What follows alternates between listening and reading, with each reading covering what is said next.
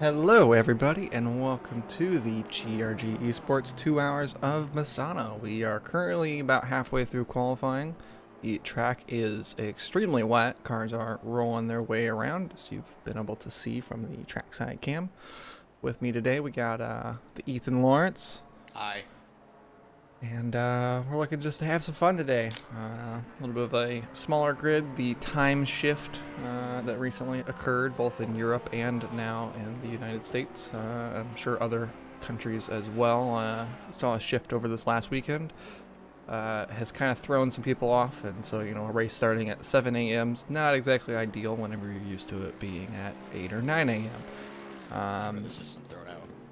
But we are still underway at last, and might have a couple of drivers, Derek McCord notably, jump into the booth at some point during the race. We might just drag him in here and have a chat while he's driving.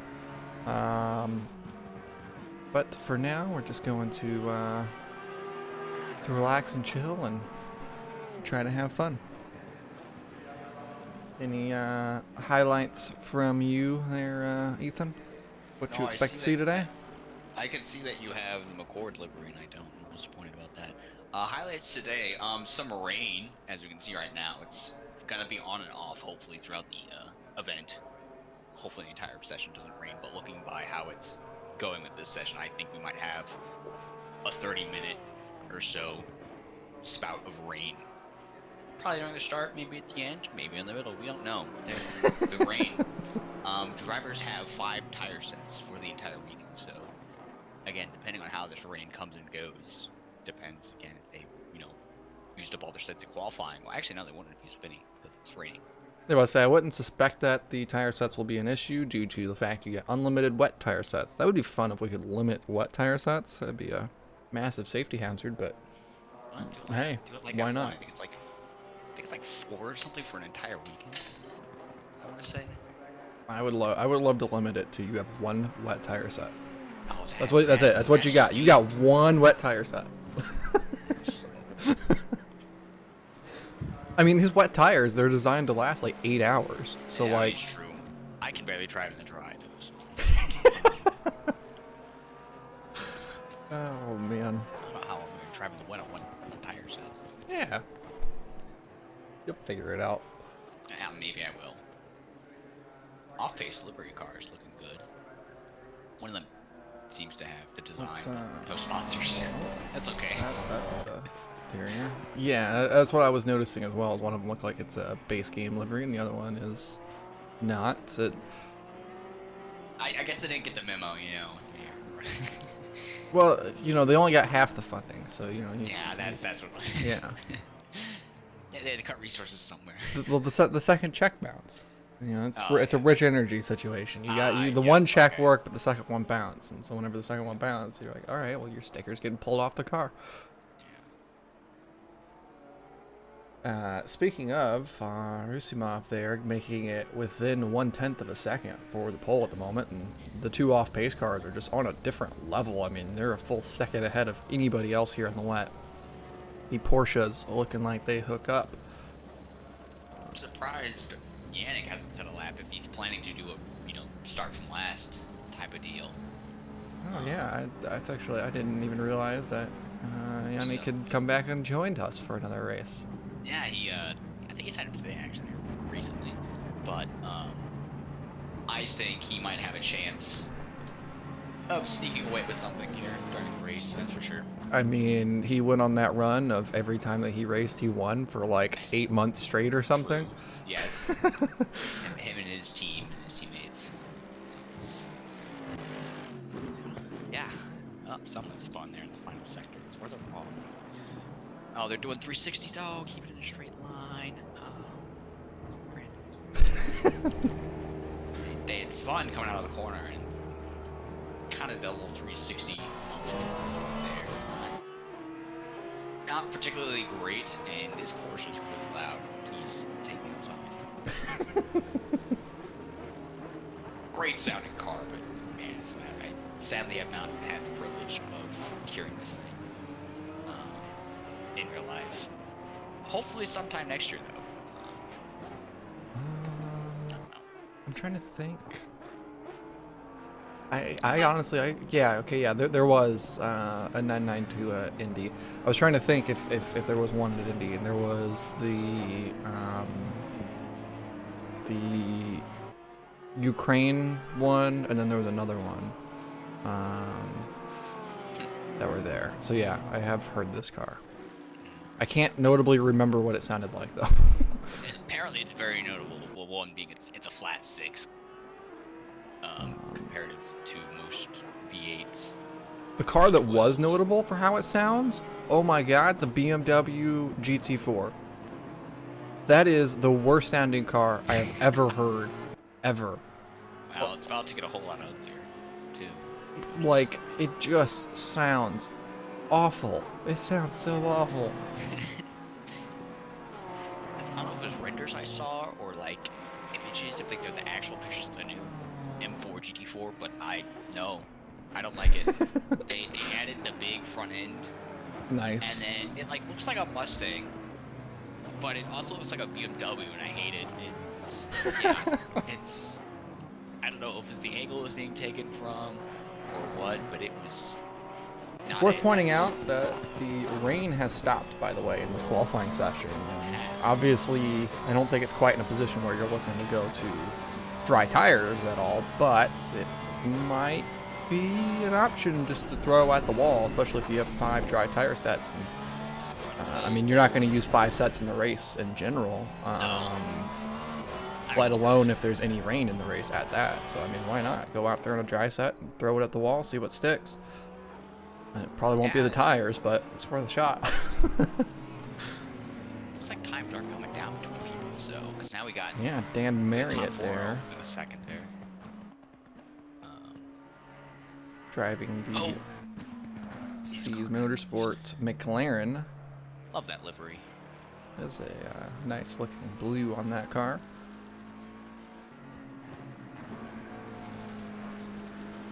Currently in the green by 6/10, by the way. At least that's what the ACC data sheet shows. So he might be attempting that dry tire run here, coming across the line to the pole by 3/10 of a second. And there you go.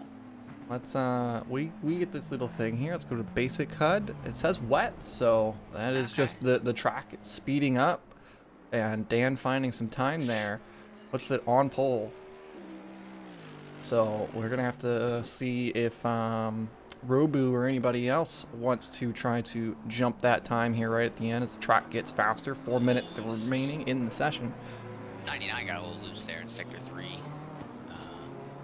If you're gonna do it, you probably need to get on the track as soon as possible. If you're Robu or Rusumov, you want to get out there and go for it. Yeah, I'm trying to figure out why everyone is hanging out in the final sector. As now half of them pit, so never mind. It's like there were like good 5 cars just hanging out in that final 3-4 corners there. Got an entire track to run. And faster there for Jose, but not quite quick enough to jump a position as the number 21 McLaren here of Nicholas jumps in front. Oh, that's a big oversteer moment there. And that was on dry tires. So there are some people who are trying it, giving it that shot, seeing what they got. Very nice livery I've seen on that McLaren. Well, The 99 leaving the pit lane, the 94 as well. 21 rolling. It does not seem like we're going to see a challenge from either of the Porsches. Neither one of them are rolling off the pit lane yet. Oh, nope, there goes Rusumov, actually, just as I was saying that, rolling out the pit lane. and Draws is coming out of the pit lane, and he changed tires onto the dry tires. That's a bold strategy here, as you called earlier. See if it sticks. Everyone's now kind of exiting, all hanging out in sector 1 now. The track definitely looks like as if it's in a position, at least just visually from this onboard, where it looks like as if it could be dry enough. Like there's definitely, it's a And it's also, it helps. It's a very hot track, 32 degrees Celsius. It's steaming, so that rain isn't gonna want to stick on the track. No. That would actually be really fun to do a 100 degrees Celsius racetrack. No. Yes, because then it would physically boil. So do a 100 degrees Celsius racetrack, but also have it rain.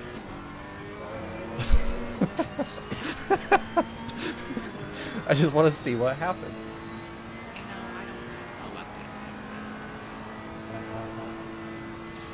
I don't think the car would survive more than a lap.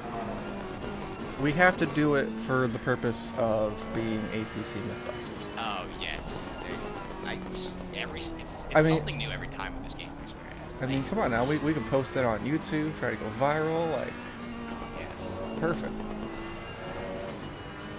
I think the 34 is a little too late exiting the pit, so I don't think Dan will get a lap in sadly.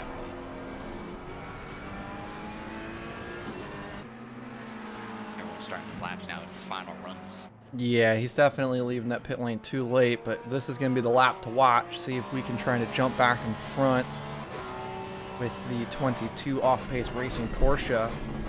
He is out there on the wet, it currently says, according to the UI, which seems like a small mistake in my opinion. I have to say, it looks like the people who are leaving the pit lane, someone spins there down the back street. That Big slides all the way through Sector 1 there. So 4/10 of a gain for Rusimov through Sector 1, despite all of the sliding and sawing at the steering wheel. Now looking a half a tenth up at the end of the mid-straight. Gonna have to really get this thing down. Maybe he just feels like he was unconfident in his previous lap. The Ferrari pulls off the racetrack there, knowing his lap is done. There we go. laps, the 99, the 22, the 153, and the 134. So coming down the back straightaway, of course, designed for MotoGP, but happens to be fun in some GT3 cars as well, especially in these conditions where it's a bit tricky. The car really gets upset down here into this rotating braking zone. Through the curbing, down into the hairpin.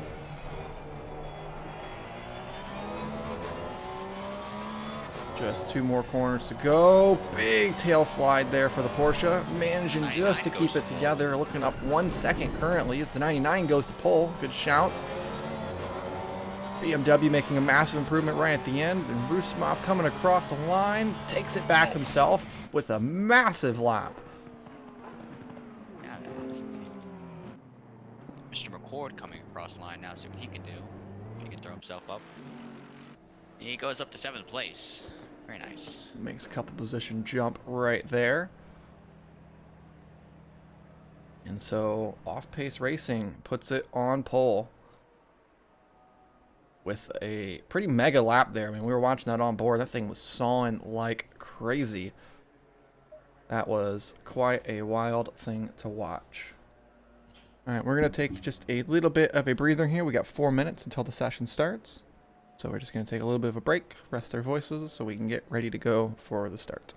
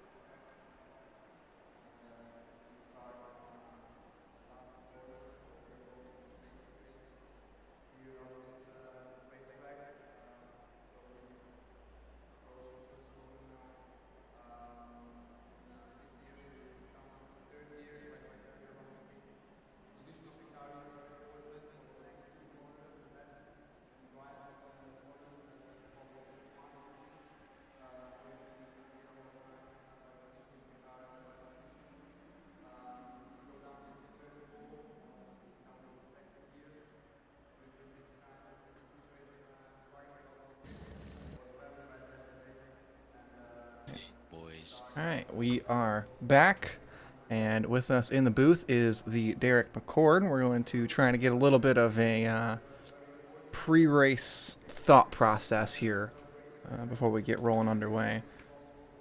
If the McCord is here at the moment. I tried pulling Magnus in there at the end. Saw you gained. I don't think gained a position. Definitely gained time though. I meant to have pit one I point. gained 2 positions. Gained probably 3 seconds or so. Yeah, you did. I gave it a shot. Yeah, just here to enjoy with everybody else. Bring up the numbers. We're trying this new format. 2-hour endurance / sprint race. Starting to get a few more numbers here. So more cars is always better. It's always healthier. Getting a 30-second board now, so gotta turn everything on. But yeah, just looking to have an enjoyable afternoon. Yannick's going to be fast from the back. I guess he wants a challenge this weekend. Just Yeah, not for the lap whatsoever. So hopefully he's conscious. definitely be a little chaotic back there. That's for sure.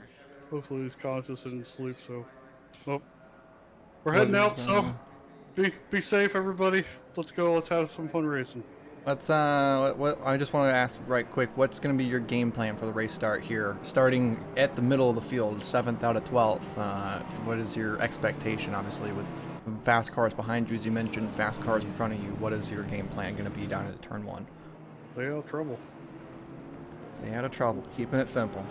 What comes down to it, stay out of trouble. Keeping Okay. it simple. Speaking of that, there's already a guy flying off. I'm about to say, I think the track goes the other way. TC's free, everybody. TC's free. Feel free to use it. Unless you're a Maserati, apparently. Unless you're in a Maserati, but nobody's in a Maserati because nobody's running 224, so. I don't understand that sometimes, guys. Try to be gladiators by not running any TC, but it's there for a reason. Pros use it.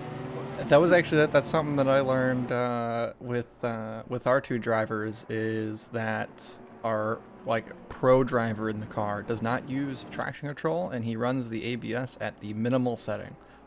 And so that's one of the biggest things during our pit stops, that he makes sure that as he's pulling in that he changes all the settings so it's ready and dialed in for whenever the AM driver gets in.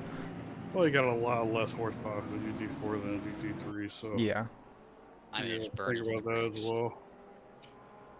But also, as far as I know, he's the only one on the grid that does not use traction control, and that's just because he's a Catch veteran. up, come on. All right, we'll let you go ahead and get into your game face here, and we'll maybe catch you at your first pit stop. Enjoy 2 hours, guys. Thank you.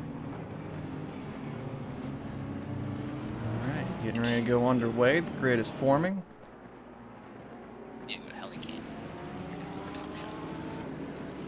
our grid looks to be split in half. Top 5 have walked away from the lower 5. Yeah, we're just kind of making a super pole formation, it seems. Oh, yeah, okay. Everyone just gets a run. Whoever sets the fastest lap gets to lead the entire race. Fair. That's fair. Hey, don't you know whenever you qualify on pole, you get a 1 lap head start?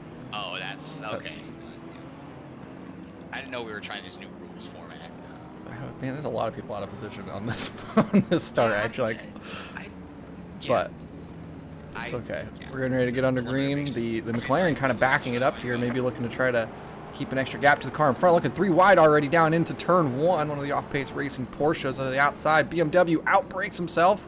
Oh man, McCord almost got taken out in the back there with the Porsche missing turn 1, but everyone actually keeps it clean despite the chaos. BMW with a little half slide there, as well as the Porsche just behind. Yannick's already up 2 positions as well. Maybe it's 3. Side by side for the lead. Jose and Neva looking to take it away. Doesn't quite get it. Single file once again they go. Further down the field.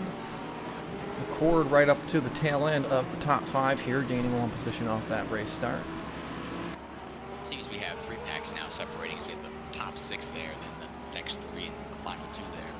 Kind of all merged up now. Looking for the dive bomb down further back. Juan Costello making contact. Just a little bit of using the door there. Yeah, those are team cars as well. I'm surprised they're racing them that hard. They're trying to have some fun here at the race start, it seems. Guess so, yeah. Looking up ahead, we do have the BMW in the lead now, 99. And Neva to the front. Oh, big slide there for the Porsche, and he's going to go off the racetrack, losing another position there. Maybe even 2 as the teammates make a little bit of door-to-door contact there in the Porsches. All clean. And backing out, I think the wise decision. Once again, though, another car now looking up his inside. That just shows you right there, 4 positions lost almost, just by 1 little mistake. And I think Yannick now is up to 7th place, so he's conquered the lower half of the grid already in his first lap. And it's your flag in sector 3. And we're going to go on board with Yannick, actually, as we talk about him. He's come up to the tail end of McCord. He runs the purple lap that first time around. And looking to now try to make quick minced meat of the McCord machine there, the Mobile 1 Mercedes, almost said McLaren. Oh, that's a big smack there and a bottom out through the curbs there at turn, I think it's 6 or 7. Don't quote me, I don't know this track off the top of my head. I have a track man, actually. Yeah, don't touch the sausage. The sausage would bite back. I would know. I had a race in Dakota that way. Just killed the suspension. So, you know. Especially on iRacing, it's particularly bad, those sausage curbs on iRacing.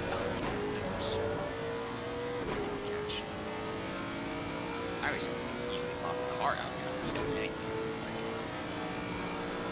You're looking side by side for the lead there. Not quite. The 913 was right up to the tail end of the BMW. Now trying to regain positions as well. Rusumov there in 4th place. Sticking the nose in. It's a dangerous place to try to make that move. That second to last corner, it's really not a lot of room to make anything happen. In the final corner, though, that's where you can do it. Not quite making it stick there under braking. Dan Marriott defending off the position well. Yannick gaining another position, passing the mobile McCord. So up to 6th place now. That time around, Kukik was the fastest. Again, apologies if I mispronounce anybody's name.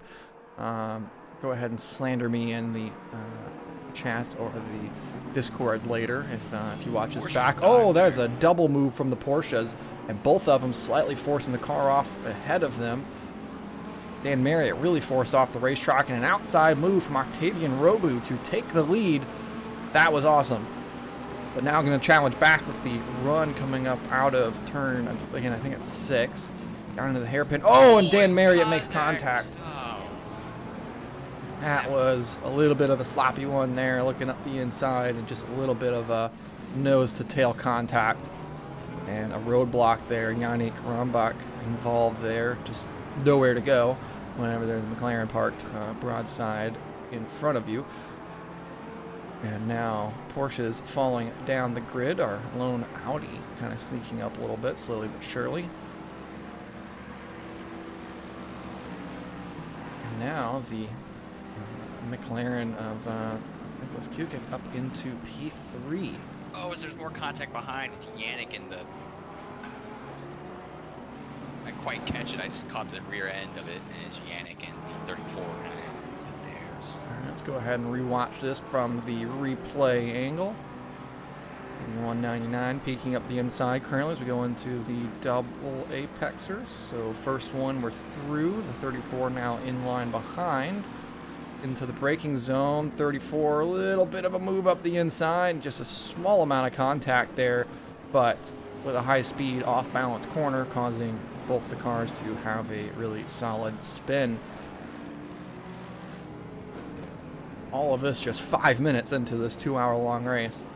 Yeah, it's all starting to kick off now, I think. And up front, Octavian Robu took the lead, and he is now commanding it with a 1.5 second lead. As Zan Neves slowly losing some time here in the BMW. The McLaren really looking to make some moves, still with the purple lap time currently. Is that number 21? Turn 8. Thought he was going to make a move, and then he kind of backed out, and he started making a move again. I think both cars have different variations of getting on the throttle through that corner. Ford actually now up to 4th place. Only gas behind.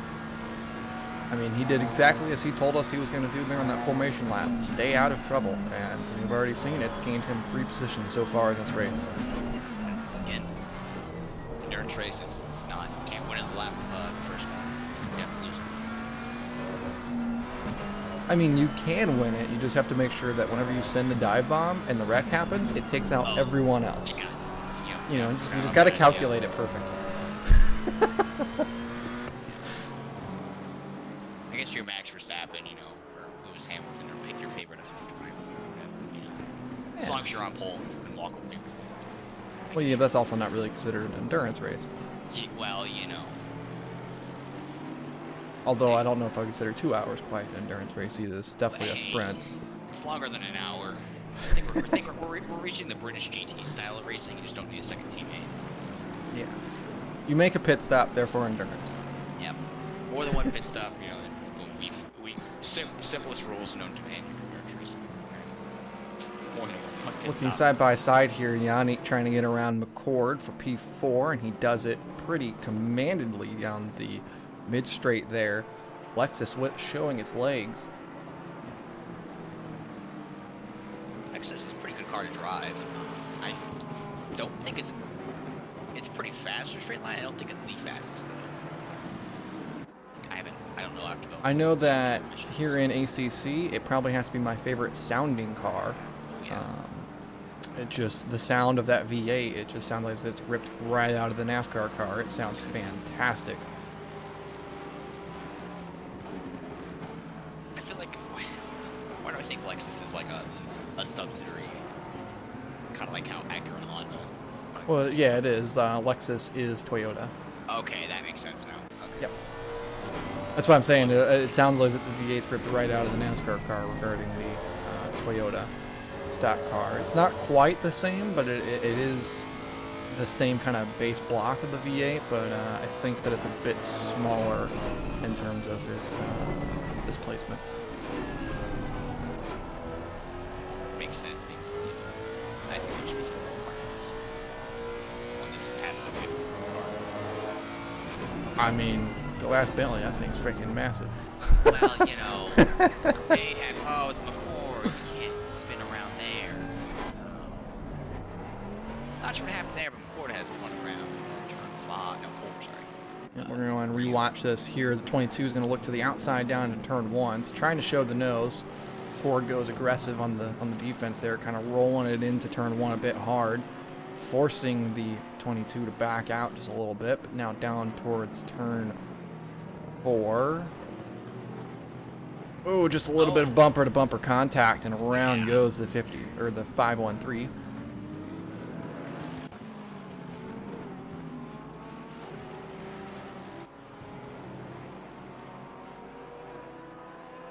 fun day to be in race control. Yeah. Again, we're kind of just watching the incidents. I think post-race we should have to penalize those. Luckily, there's no lap one incidents, so I don't have to penalize those. So, good news. Yeah, that makes things easier. You know. Alright, 10 minutes into this thing. We are a nice, as mentioned, 10 minutes into this race. 1 hour 50 remaining. Means that we're about 2 hours away from me being able to go take my nap. It's a little too sunny for my liking. I think it's raining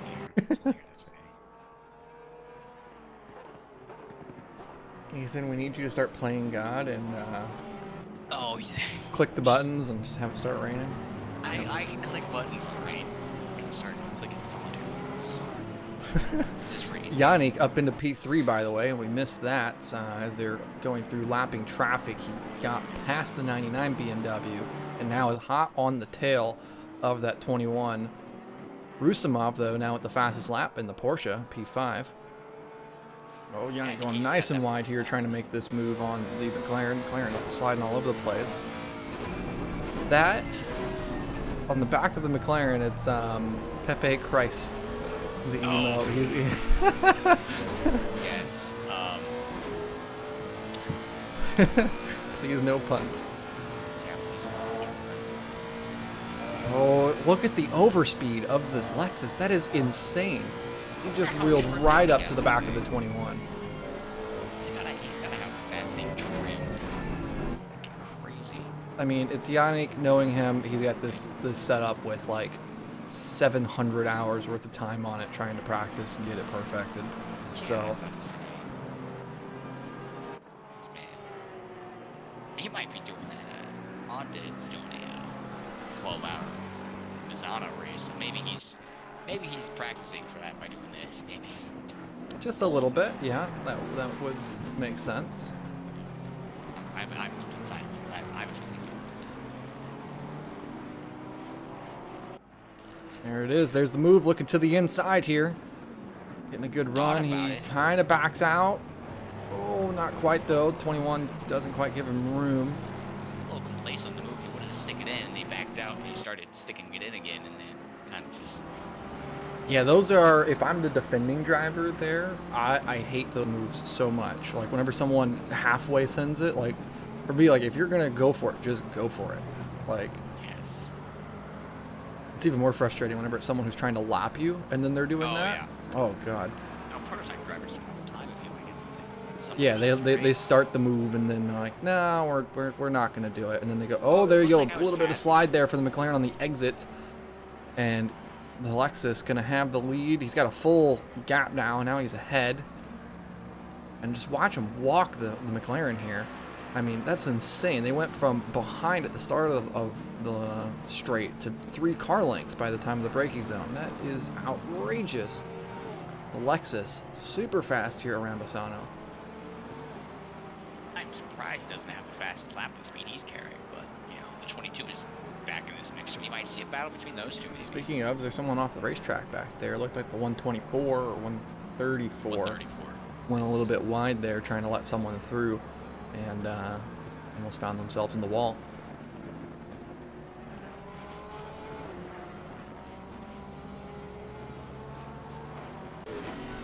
Go on board here with Yannick as he takes us around a lap. Just listen to that gearbox of the Lexus. It sounds so good.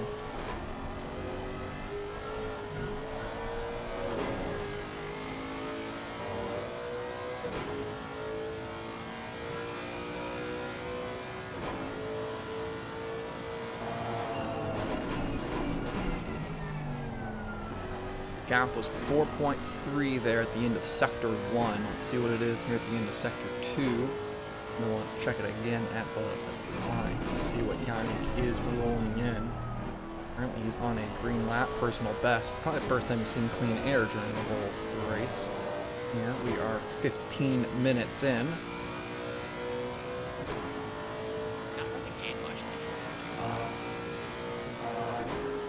Again, it seems like as if where he really gains his time is he walks him down the straightaway. So I want to see Here now on Sector 3, what time do you get?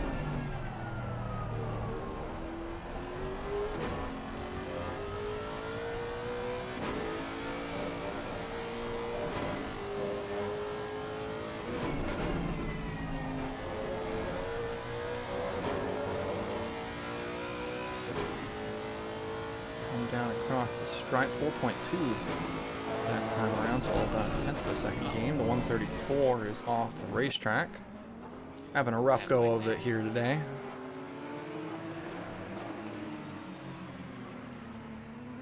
Shout out to those of you who are watching this stream live on Twitch and YouTube. Those of you in the Twitch chat, we can see you over there chatting. Appreciate you all being in here.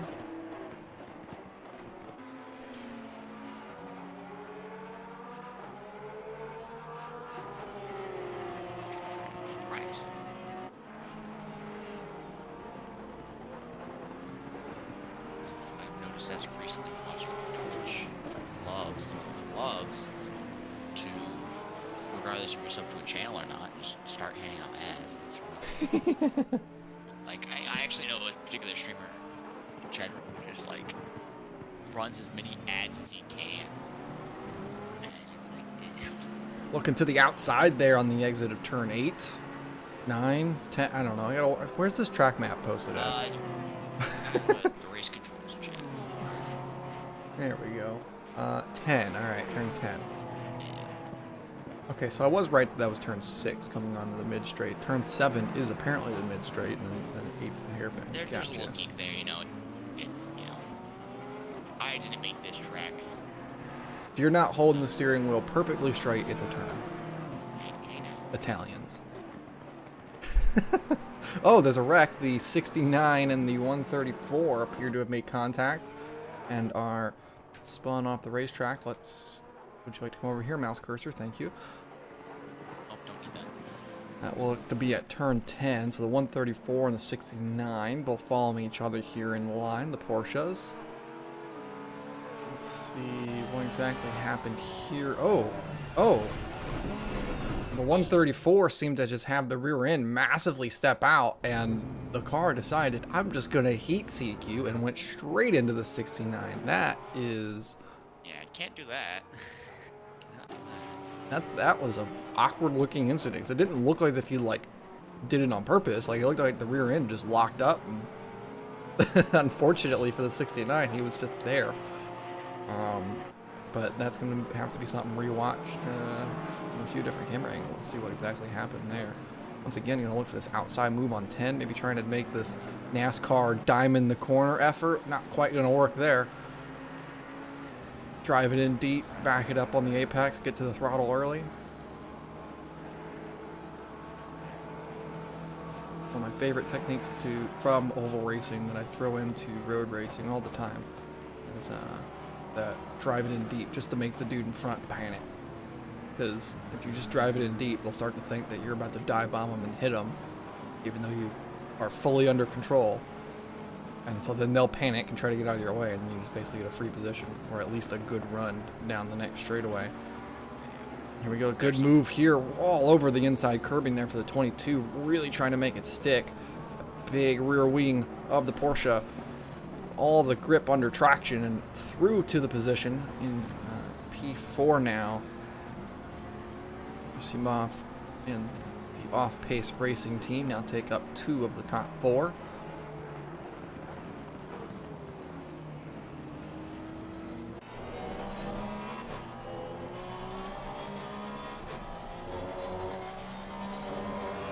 BMW out on those sausage curbs there off of turn 6.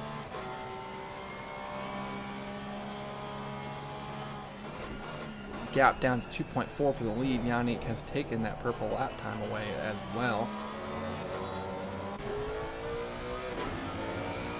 Let's get this bumper cam going down through the fast braking zone here.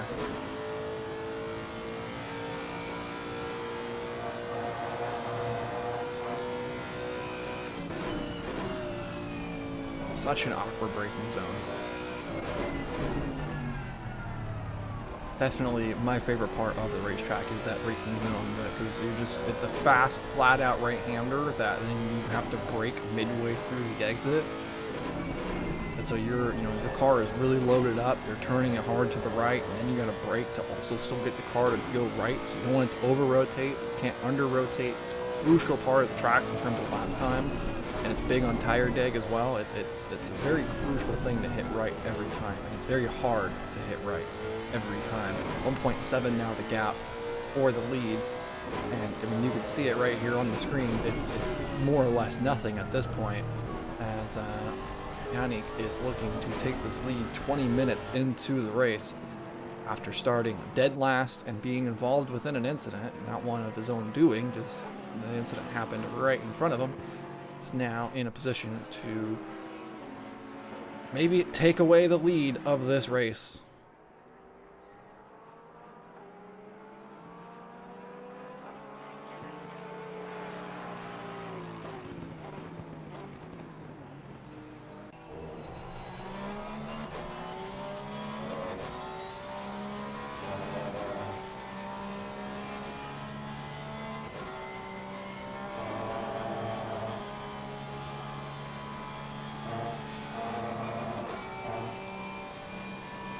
See the gap starting to close there.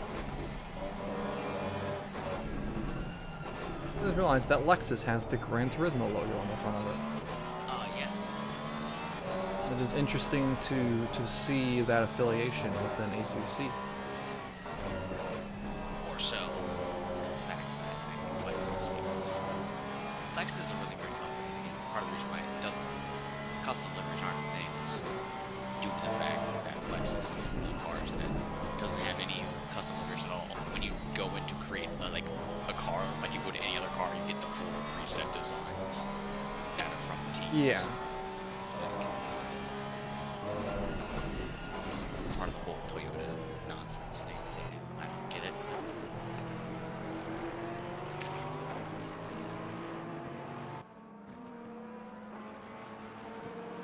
It's just licensing more than anything. It's the same reason why they pull a lot of their cars out from Forza Motorsport as well. Well, not in the new Need for Speed game. Did they also pull their license from Need for Speed too? Yes, they're in the recent Horizon games. They pulled out a 4. They're in 5 with the new Supra. Interesting. They have some of the old ones too, but their claim is that we don't condone street racing. Some nonsense, but then you have Forza, which has that aspect of it. I digress. Interesting that you want to support one platform over the other. I don't know. Toyota's been very, very weird overall. Once we have this battle closed down here, Rusumov looking now for the podium spot. Whoa, that's a big slide through. The 21 had a huge mistake, it seemed like, right at the apex. 22 trying to like slide through, makes door-to-door contact, and then goes off the racetrack, allowing the 21 back through. We gotta re-watch that. Apologies for the cough and raspiness here. What happened here? We gotta watch this from the helicopter cam.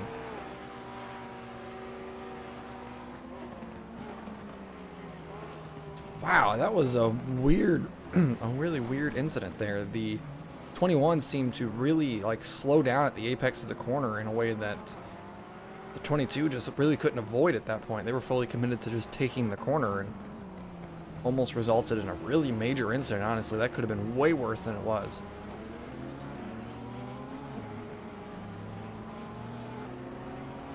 Meanwhile, back up front, the gap still hasn't closed. Yannick has managed to arrive at Robu, but unable to make the overtake. We always hear it's one thing to close the gap, it's another one to make the overtake.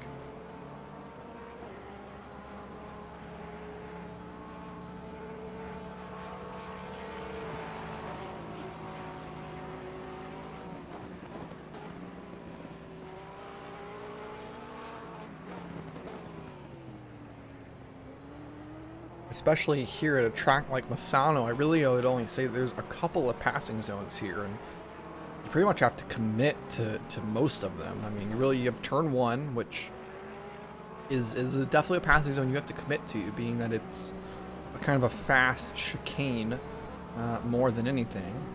And then you have turn 8, which is a hairpin. That's a pretty solid overtaking zone, but it's again one you really got to commit to. And then you have the final corner, as are really the only overtaking zones on this racetrack. And again, anywhere else you in theory can make a move, but again, you really got to just do it. Can't be anything that you like halfway commit to. And it's definitely hard. I'm watching the stream back, by the way, and I do see that there is some skippiness to it. I do apologize. I don't know what has been acting up with my internet. It's really been struggling since last night. I was having some connection issues as well. And so I wonder if there's something going on, but there is some skippiness in the stream, so I apologize for that.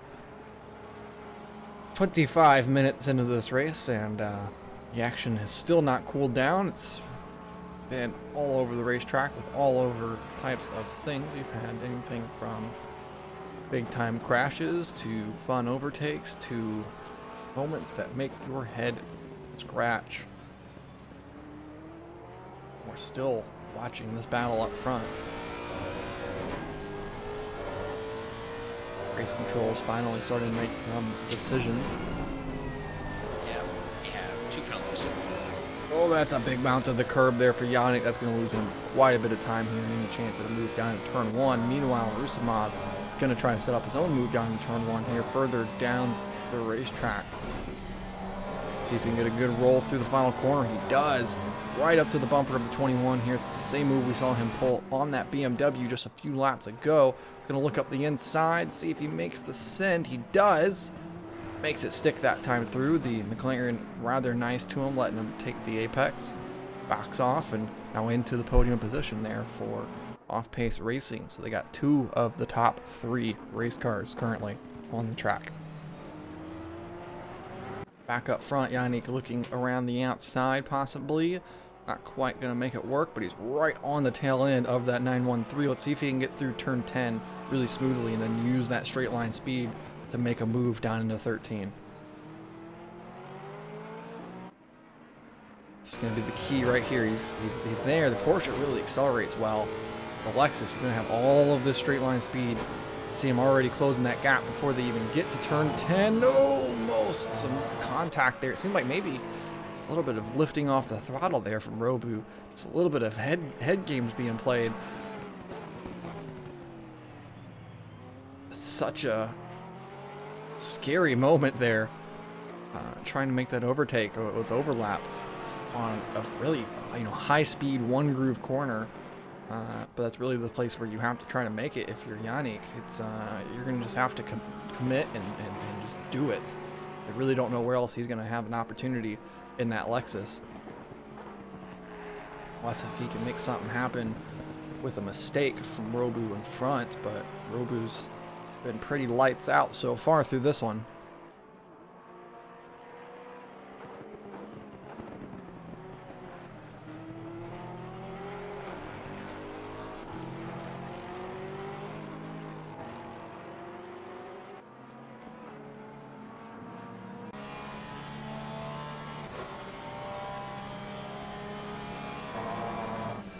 Now begs the question.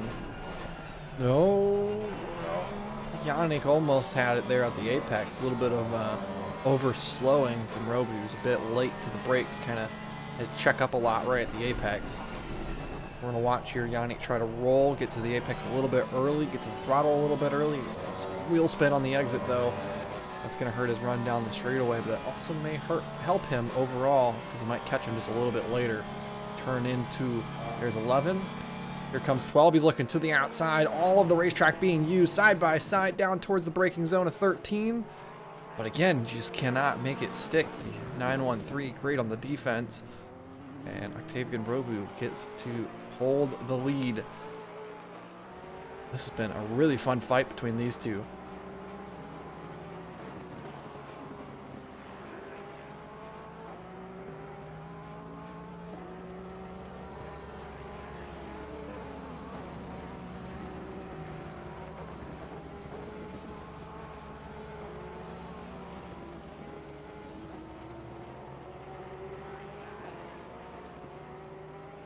This is a very beautiful racetrack and facility, and watching these GT3 cars go around this MotoGP circuit like this is definitely a lot of fun.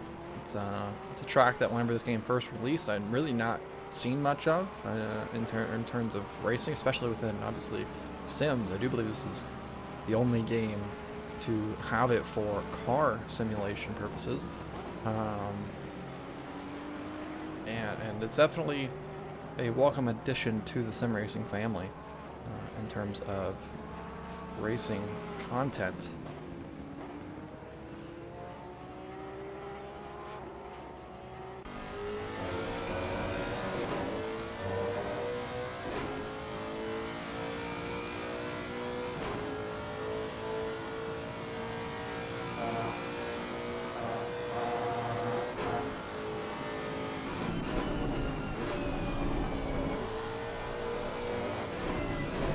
And you can see there, Yannick gained so much time down that back straightaway through 11, 12, and into the braking zone at 13.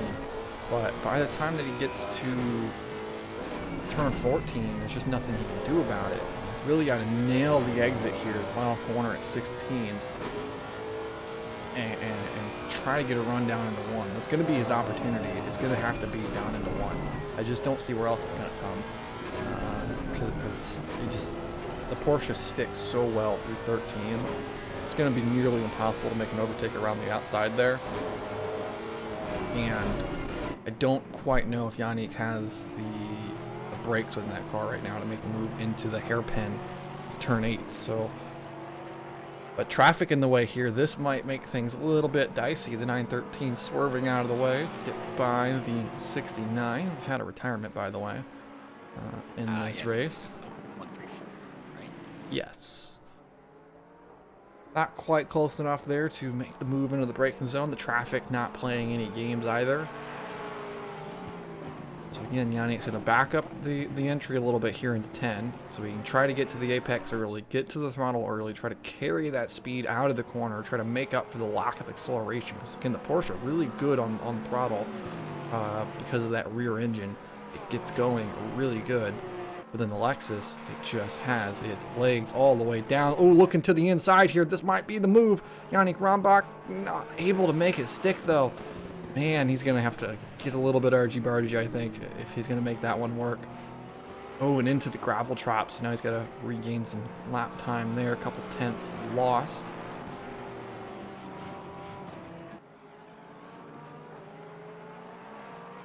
Now up over the curbs there. A little bit of air time, so now probably going to drop back to 6 tenths behind. Yeah, there it is, 6.5 tenths back from Octavian Robu.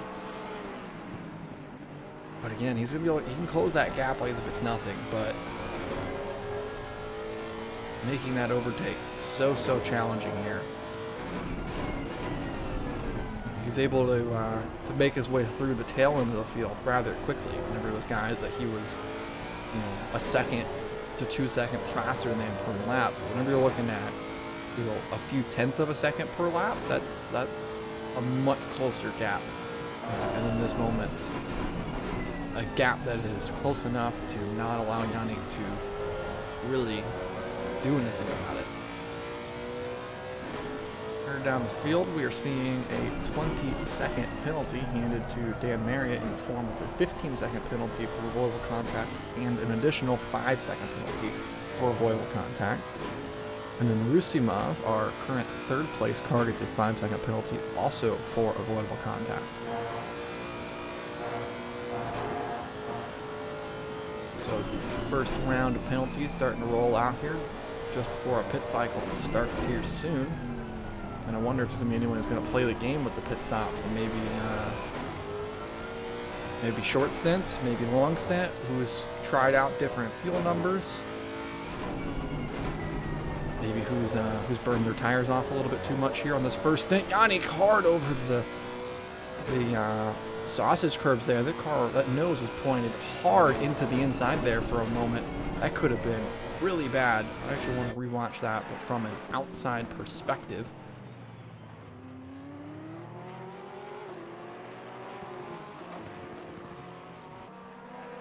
Because it looked like that car was maybe 60 degrees perpendicular to the racetrack, almost nose into the inside wall. Let's see it here up over the sausage. Yeah, that could have been really bad. He was quite sideways with a good catch to keep it straight and not really lose much time through that. So we come back live, still not close enough for any positional change at the moment.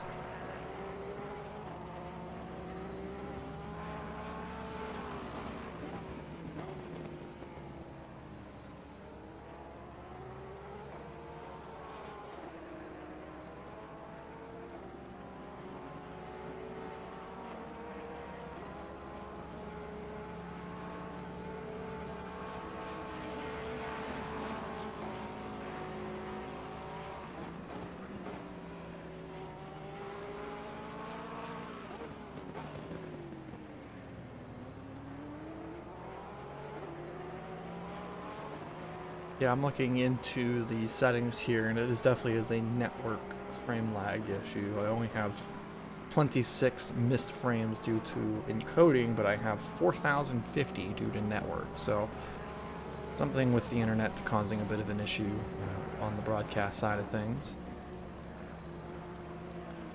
If I close out some things or pause some things, that might help a little bit.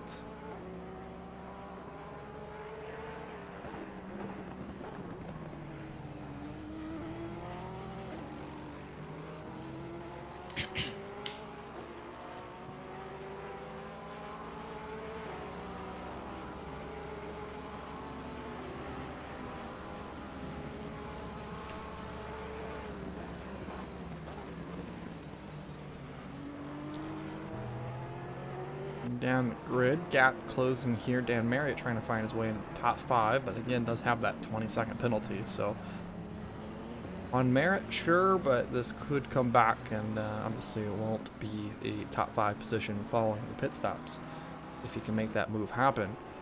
Still up front, we're waiting to see Yannick be able to make this move stick down into 13. He's attempted it a handful of times now. He's looking like he might get another one here. This time looking to the outside, backs off early. Maybe he's going to try to get a good run through 13 and look to the hairpin 14. Not quite. Robu really misses the corner, though. Big lockup off the side by side now. This time into 15. Robu still has the position. Side by side now all the way down to 16, the final corner. Yannick Rombach on the outside. Robu on the inside. Door to door. Little bit of a nudge there as a wiggle on the exits. And the no positional change occurs even through all of that fighting and those couple mistakes there from Robu. Awesome fight up front here. These guys are just going for it. They're racing for it. And I am here to watch it. That was enjoyable right there. As we saw, it looked like Robu made a little bit of a lockup mistake down into 14, and that opened the door for Yannick to try to sneak his way on the right side of the car, but Robu managed to gather it back up and get the car pointed in the right direction quick enough to defend down into 16, still be side by side, and then again on the exits, a little bit of a bobble from Robu.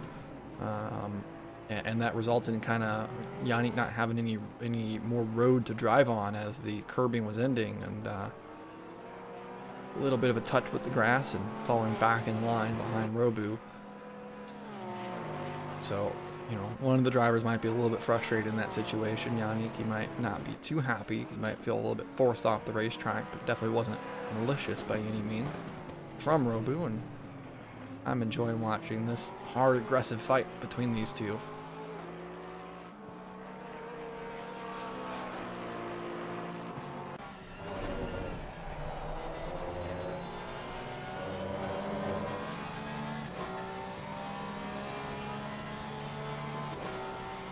That was the first big mistake that we've seen from Robu so far. Oh, Yannick with a big slide to the apex there. He was late to the brakes, had to really check up to not run into the back of Robu and almost lost the car again. Those are those things I was just saying. You know, it seems like Robu's been a little bit more mistake-free to this point. Not normally a thing that we mention with Yannick, but he's just little minor mistakes as he's trying to force this position to happen. is possibly coming back to bite him just little bits at a time. Just, you know, a few tenths every here and there that he keeps losing. But that's making it where he can't stay right to the bumper of Robu in situations that maybe he needs to be right just that extra tenth closer, just extra few feet. Be the difference between taking P1 and staying where he's at in P2.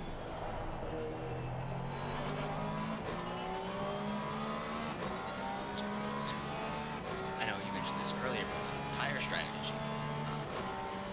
Real questions to see when people pit, because I know, granted, kind of the shorter races, the undercut is king, at least in ACC. Kind of what we've noticed.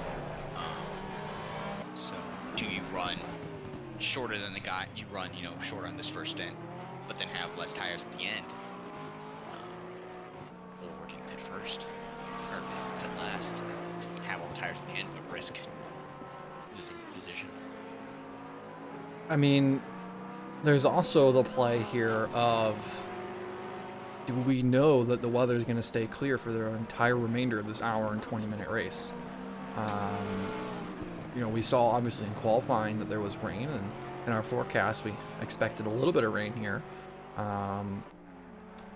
Currently we're looking at the next 30 minutes. It's going to remain nice and sunny, and you know, these cars can maybe go about another 30 minutes or relatively close. And so do you think that you can get your fuel to last to a point where it's going to rain, and then you make one stop as Yannick looks to the right side here, big run around the outside down into turn 8. Let's see if he can make the braking move work. Not quite, he's still there. Robu gets to the throttle sooner though in the Porsche and manages to box him out and hold on to position once again. Robu just great with the positioning, and again the Porsche really great under acceleration, so it kind of is negating the top speed advantage that Rombach has, because situations that let Rombach get into a position to overtake ultimately also allow Robu to defend. But here we go again, looking to the outside, down towards 13. This is the most overlap he's had so far. Can't make it stick. Carried too much speed today, just one wide. Off onto the red stuff. Obviously a little bit less grip out there than there is on that racing tarmac. And once again, we're just going to have to watch Rombach close the gap again, try to make the move, and Robu so far has been perfect in his defense at just setting up his car in a spot where, you know, Yannick just can't do anything. Rombach's got nowhere to go. And now catching some lap traffic here, so we'll see if they can use him as a pick to maybe make a move. Perhaps. The 94 and the 250 both just ahead of these two. We're going to go ahead and, you know, peek here out the windshield of the 913. You can see that Audi just up the road, and again there's a Ferrari not too far up in front of it, so that could cause some issues here, especially where the gap's at currently, coming down into turn 10 or into 13, where maybe you know, Robu and Rombach are both going to have some interesting maneuvers to make down by the end of the straightaway.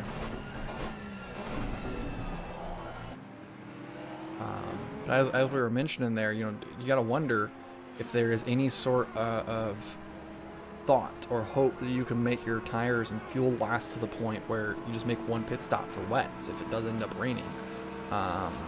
If not, then yeah, do you try to go for this undercut? Basically, as soon as you know you can make it to the end, go for the undercut and try to hope. And oh my goodness, way off the racetrack for the Audi. That's going to make both of the drivers take evasive maneuvers. Maybe a little bit of team play there as Rombach gets held up majorly, but also a big slide from Robu negates the team play. Oh, that was... Audi did try and stay kind of out of the way, but, you know, they can only, you know, do so much. Yeah, that was interesting, though, because, again, there is a little bit of affiliation here. This is an off-pace racing car in that 94 Audi, and so he kind of misses the corner. Again, I don't think it's necessarily on purpose, but he then comes back onto the racetrack, and he's right on the apex for Yannick, slowing him down. But again, just up the road, Robu had himself a moment off the racetrack and kind of negated the advantage that he could have gained there. At least bought himself a couple of laps and not having to have the Lexus breathing down his neck. But you gotta imagine Yannick getting impatient here. We're 1 hour 15 remaining, wants to get it done. And I mean, honestly, to me, if you're Yannick, you were definitely thinking about this undercut. You, at least in your head, you have to clearly establish that you're faster. You've known you've made up all these positions. You've came from last in the grid to P2. You see that you continue to have overtaking opportunities. Speaking of, we're about to see one right here. Once again to the outside at a turn 11. Gonna go off all the way on the red stuff into 12. No, there's contact. Oh.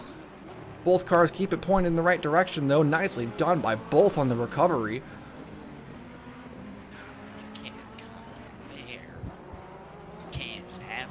Ultimately, no harm, no foul, though, as both cars pointed in the right direction. And no advantage really gained by anybody. Maybe some scrub tires and a little bit of heat in them, but ultimately, no harm, no foul. We'll have to see how the drivers think of that one in the post-race. But again, I mean, that shows, Yannick clearly frustrated. He's peeking his nose down into 2. He wants the lead. He wants that clean air. He wants to get ahead of this Porsche. He's tired of seeing that rear wing all over.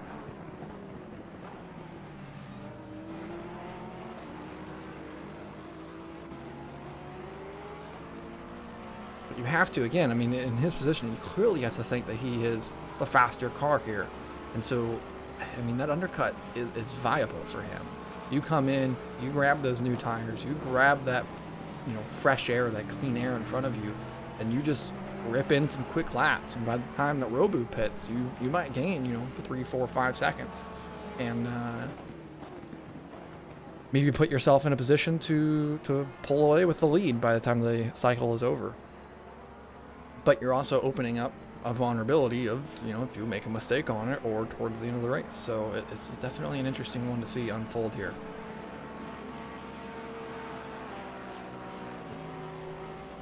But that was definitely a moment. Again, Yannick with a big slide through 13. Oh, he saves that. Oh, I can't. Yeah, these two are insane right now with the moves they keep making. I mean, Robu, we saw it on the qualifying lap as well, was just absolutely throwing the car around, as was Rusimov. So the Porsche, clearly not fully stable in that off-pace racing setup. And then again, Yannick just keeps on saving this car every time, every corner. He's throwing it up on these sausages like they're not there. He's taking the curbs like they're not there. And it's obviously unsettling the car. It keeps on getting upset, but he just keeps on having it pointed in the right direction. And again, we just saw 2 laps ago, they made contact at the highest speed part of the racetrack. Both of them came out, nose pointed the right direction, and really, seemingly no damage to the cars as they are still currently rolling on with perfectly fine pace. In fact, Robu currently in the green, setting his fastest lap of the race so far. Both cars here have actual battle scars. And I think McCord might be getting passed. I think he's in a battle with the 27 car there. Correct. The 27 just seemed to have made the move on the 513, getting by, and now becomes the leading Mercedes. McCord struggling as the tires falling off of that Mobile 1 Mercedes. Yes, the Mobile Accord. So, I believe it's based around the Zach Speed car. Which one I can't remember. He probably knows. Someone probably knows. We'll have to ask him at the pit stop. Yes.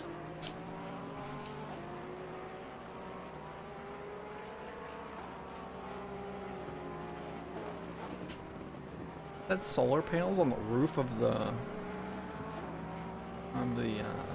grandstand. I just noticed that. We're gonna jump and watch. Well, yeah, look at this. The 22 coming through the final sector. That's pretty cool, actually. Seeing the solar panels like that. Makes a lot of sense here with the bright Italian sun. Speaking of the undercut, here comes the 22. He's got a drive-through, actually. This is not a pit stop. Not sure what that was for, but it's got to be for track limits. Yeah, I would assume track limits because speeding in the pit lane is usually a stop and go. So Rusimov really throwing himself out of the podium hunt here with the track limits, catching him out, and that slow crawl down this pit lane.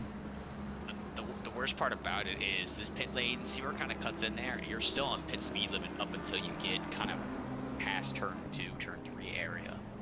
Yeah, all the way through this corner, and then up here you'll see there's a board that should be on the left side of the track. There it is right there. And that's where you can exit out of the pit speed limiter. It is deceivingly long pit lane. And I think part of it is because of how it is curved. Going through that tight section, when people flying there at Mach 100 and then crashing into while blocking pigs. Definitely could go wrong in many situations like that. Yes.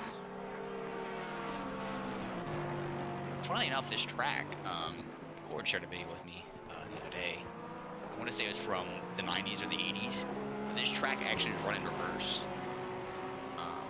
I think the only changes was there was a chicane down that second straight there that's between 6 and 7. Interesting. And I think a corner was a little more rounded. I believe the corner was just a little more rounded. But it was a really fast track. Kind of was tempted to run. I'd like to see how that shakes up in comparison.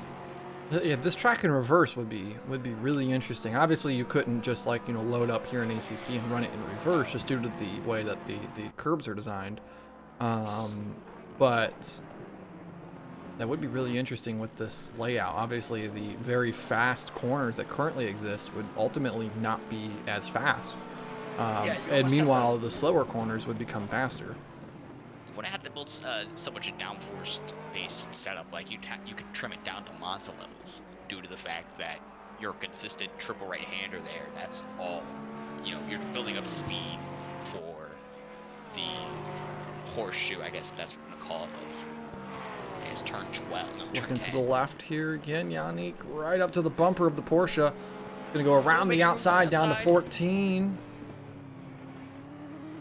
But again, doesn't make it stick. He really needs to get the inside. Speaking of pit stops, the 22 is now making their pit stop. Yeah, so they served the drive-through, and now they're like, okay, well, we just gotta throw it at the wall and go for the undercut. Man, Yannick. Sausage bit back. It's been doing that all race long. Every time he comes through there, it seems like that car's getting some airtime. You could throw that car over the curbs pretty well, but, after you've... At a certain point, you got to imagine that the whole front suspension just got to give up and be like, I cannot keep getting thrown in the air. Please leave me alone. And it just gives up and falls over. I can't keep carrying you on my back.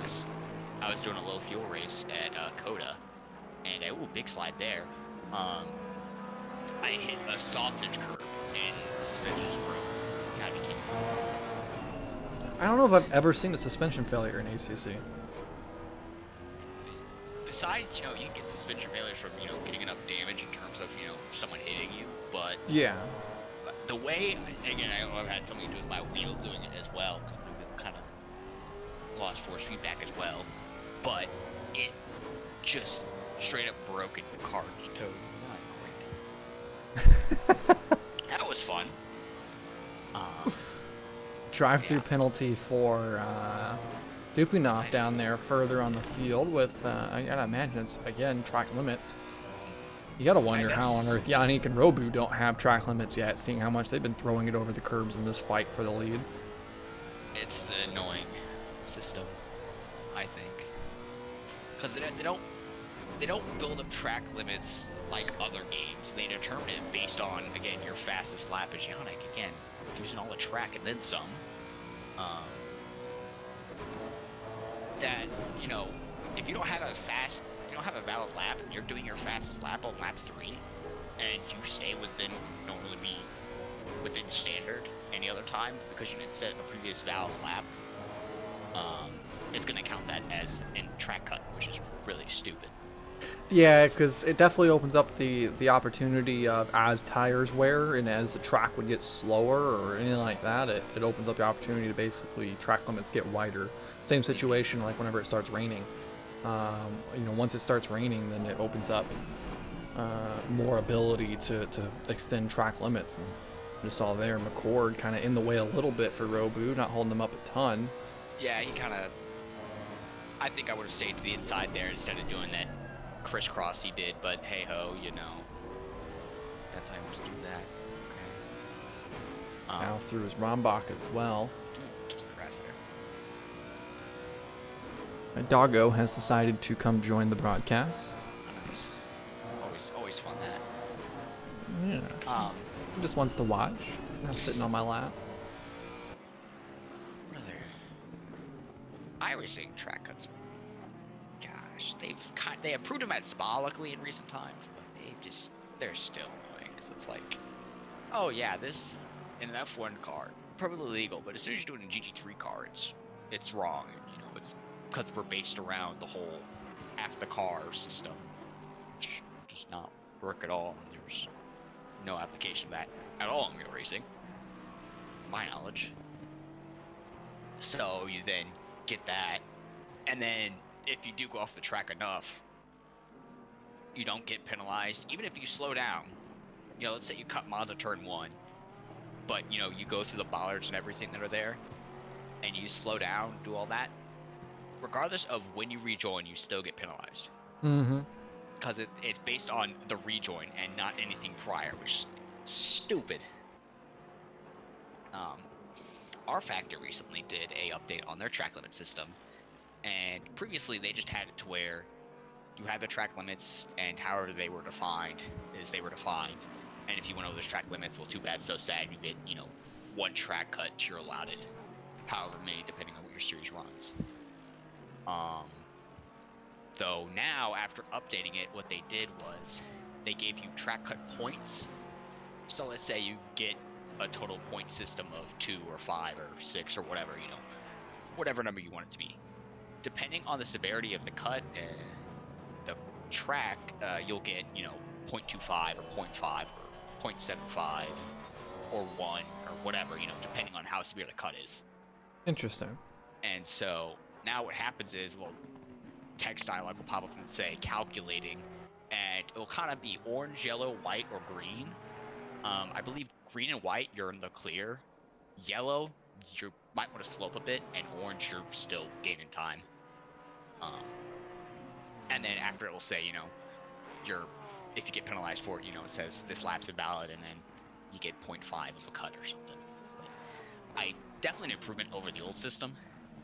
It has some flaws with it. I believe it doesn't like corner exits as much, which I'm not too sure why that is, as it seems Yannick has pit while I was rambling on. Yes, we also missed the McCord pit, so we did not get an interview with him. Oh, we didn't get not the McCord interview. Disappointing. But our second place car, maybe attempting a little bit of an undercut here, not a dramatic one. We also have the 34 coming in. Imagine this is going to be a long pit stop for him, as he's got to also, of course, serve that 20-second penalty. In fact, the car just went invisible there on the pit lane. That was, you know, just normal stuff here. At least car didn't start driving off to space. I think that's. I was not aware that Harry Potter was driving that car. Yeah, you know, he's got the invisibility cloak. Yeah. Well, see, that would actually make even more sense than if it starts flying off into space. Yep, as the 913 is in the pits now, as he threw it in really fast there. Yanni gets a drive-through penalty. Oh, track cuts. Track cuts, people. Did he get a track cut as he exited the pit lane there? That's the only thing I can assume, because I can tell you I have not handed out penalties other than the time second based. And it is absolutely a stop go 30 for the drive-throughs. We've more than established this through our events. So yes. Yanni gets a track cut penalty exiting the pit lane. So Robu now has a door wide open as he's on the pit lane, and all he has to do is just keep it clean, keep it stable, and not get his own drive-through penalty here.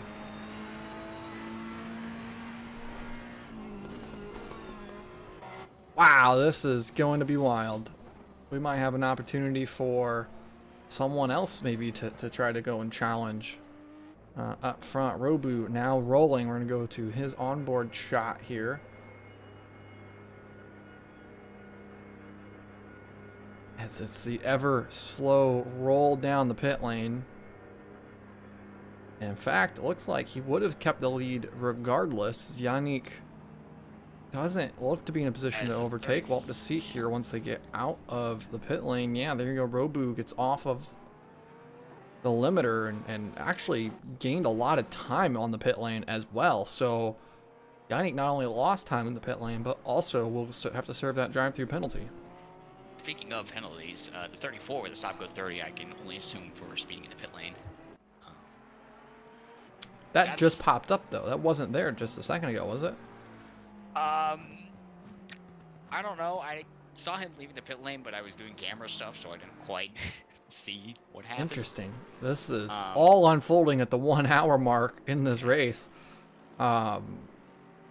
This really mixes up the top of the grid now. Again, we are going to watch who's been consistently the fastest car on the racetrack now have to serve a drive-through penalty and get to claw his way back up on this. If Yannick somehow finds a way to win this race now, I mean, that's going to be remarkable. Starting last, getting a drive-through, and still winning would be a heck of accomplishment.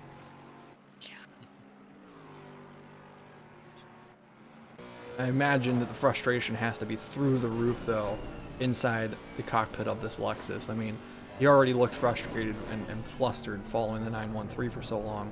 Now, to have a drive-through, now you're going to have to go that 60 kilometers an hour for a whole 45 seconds here as he diving it in. Absolutely trying to rip it through there. Gets down onto the limiter. And now just the slow crawl. What is he doing on his speed? There we go.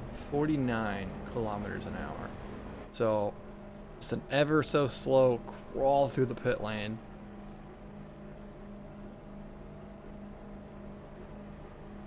I was when we were gosh, when the 193 came into the pits, they A used disqualification as- for the 34? Yeah, I'm not too sure what that's about. Yeah, how do you get disqualified in game? I know that you didn't disqualify them, so how do you get disqualified in game? Failure to serve penalty, or if you excessively speed. Okay, so that could be a possibility then that they didn't serve the stop go 30 in time. There's currently yellows on the circuit. I have to imagine it's for the 34 getting DSQ'd. I'm not really sure why the game is showing yellows. Yes, the game likes to do that when a car gets disqualified. It loves to say, oh, by the way,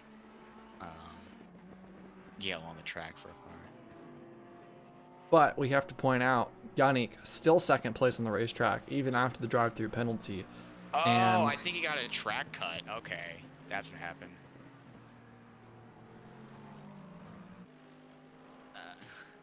oh, okay, so he got like a mega cut for like just blowing through turn 1 or something. He ran wide. Interesting.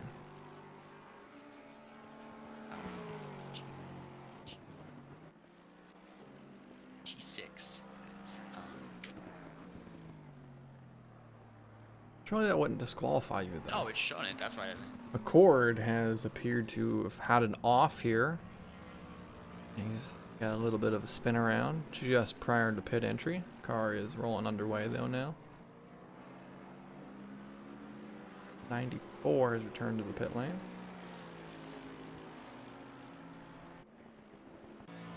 Go on board with the mobile McCord.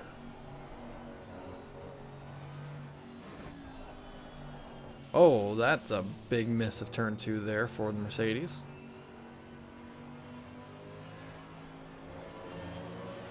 I haven't. Usually we don't clear penalties, but in the case of that disqualification, that was an unfit disqualification due to the fact that the game. I mean, was it 3 laps since the stop go 30?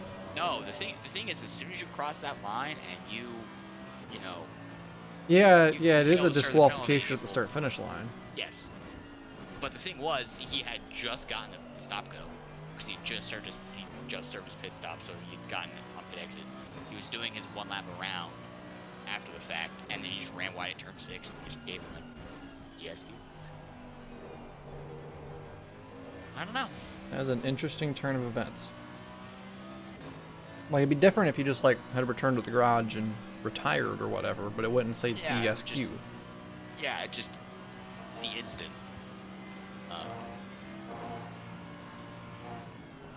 That is an interesting turn of events. Always learning with There's always ACC. learning or always something. Always learning. At the 21 McLaren. There been a driver swap? I believe so, yes. Some of the teams do have 2 drivers. Okay, it seems like the McLaren is one of them because I do not recognize I think they are the Georgiev drivers. as being in the car to start. He is Bulgarian. I believe the other Bulgarian on the grid is Rusimov. Hanging out there in 3rd place. Okay, it seems like he is now backed out. The 34 has. He's left Yeah. the server. Emotions are running high, he says in the Twitch chat. You were undisqualified, by the way. You would have been free to run again.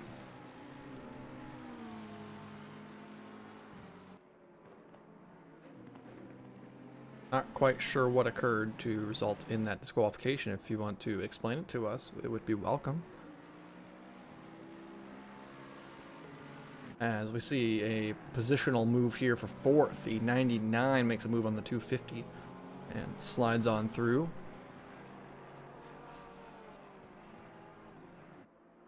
Track limits on top of the stop go. Yes. Yeah, but how does that result in a DSQ?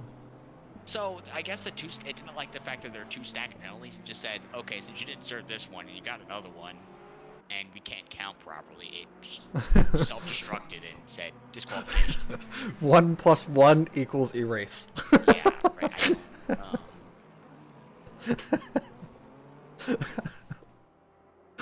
Oh man, honestly, that makes too much sense for ACC. Just one Yeah. + 1. It can't compute. It doesn't know how to add, so it just throws you away. See? There's no problem to solve if the problem never existed.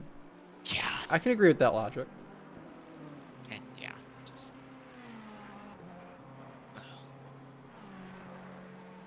I'm just even as a spectator, just frustrating to see that, like the fact that you can't do anything. Oh, McCord back on the move at the 21 here. That was interesting. They were side by side all the way through 4, 5, 6.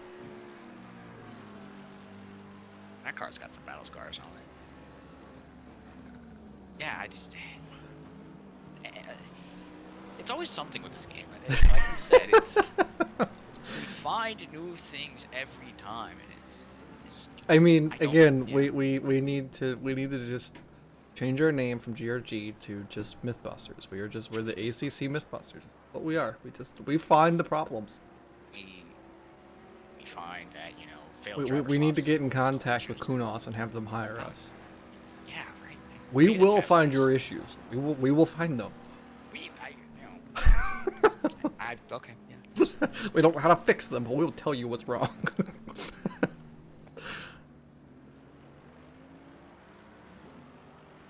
We're very good at that. So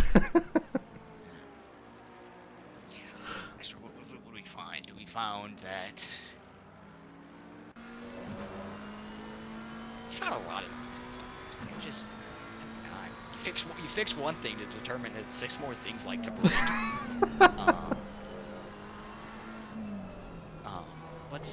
Oh yes, this is what it was. The drive time limits. So when you set up the file.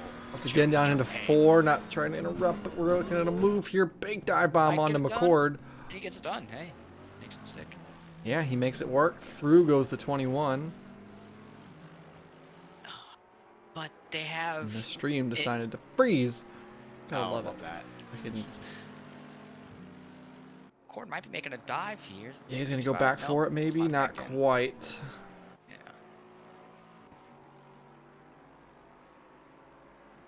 The LED light that's in the grill of the Mercedes throws me off because, like, it cuts right through the Mercedes logo.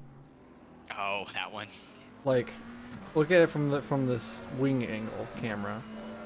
And you can just Yeah. see like it cuts right through the center of the Mercedes, but it's not the center. It's like the upper half. Like if it was the dead center, it wouldn't frustrate me as much. Have you seen the one for the Lexus? So No. McCord missing that corner. The Lexus. So again, the whole Toyota and we don't like custom liveries and all this other nonsense. The car has two. Why did I get two of these? It has two. What's the word? Two LED options. Well, three technically, if you count none. But Okay, I see the one that's currently on Yanni's car. It's like just yeah, it's like halfway on the windshield, halfway on the roof. yes. So it hangs out on that like bit of the banner, just angled, and then the other version of it just extends farther. It's like what? No LEDs around the doors, the window frames, or the top, or nothing. Just yeah, here's a random line that just cuts diagonally across the windshield. They just hated it to one of the kids. Like, just put this on the car. It's like, where? Yeah, Just put it on the where? Just put it on the car. So he like puts it on his arm and just slaps his arm on the roof of the car. Like, there you go, Right. good enough. It's like the car dealership salesman meme. Slap roof of car. This bad boy has an LED now. I love the one that it's like that slaps car falls apart.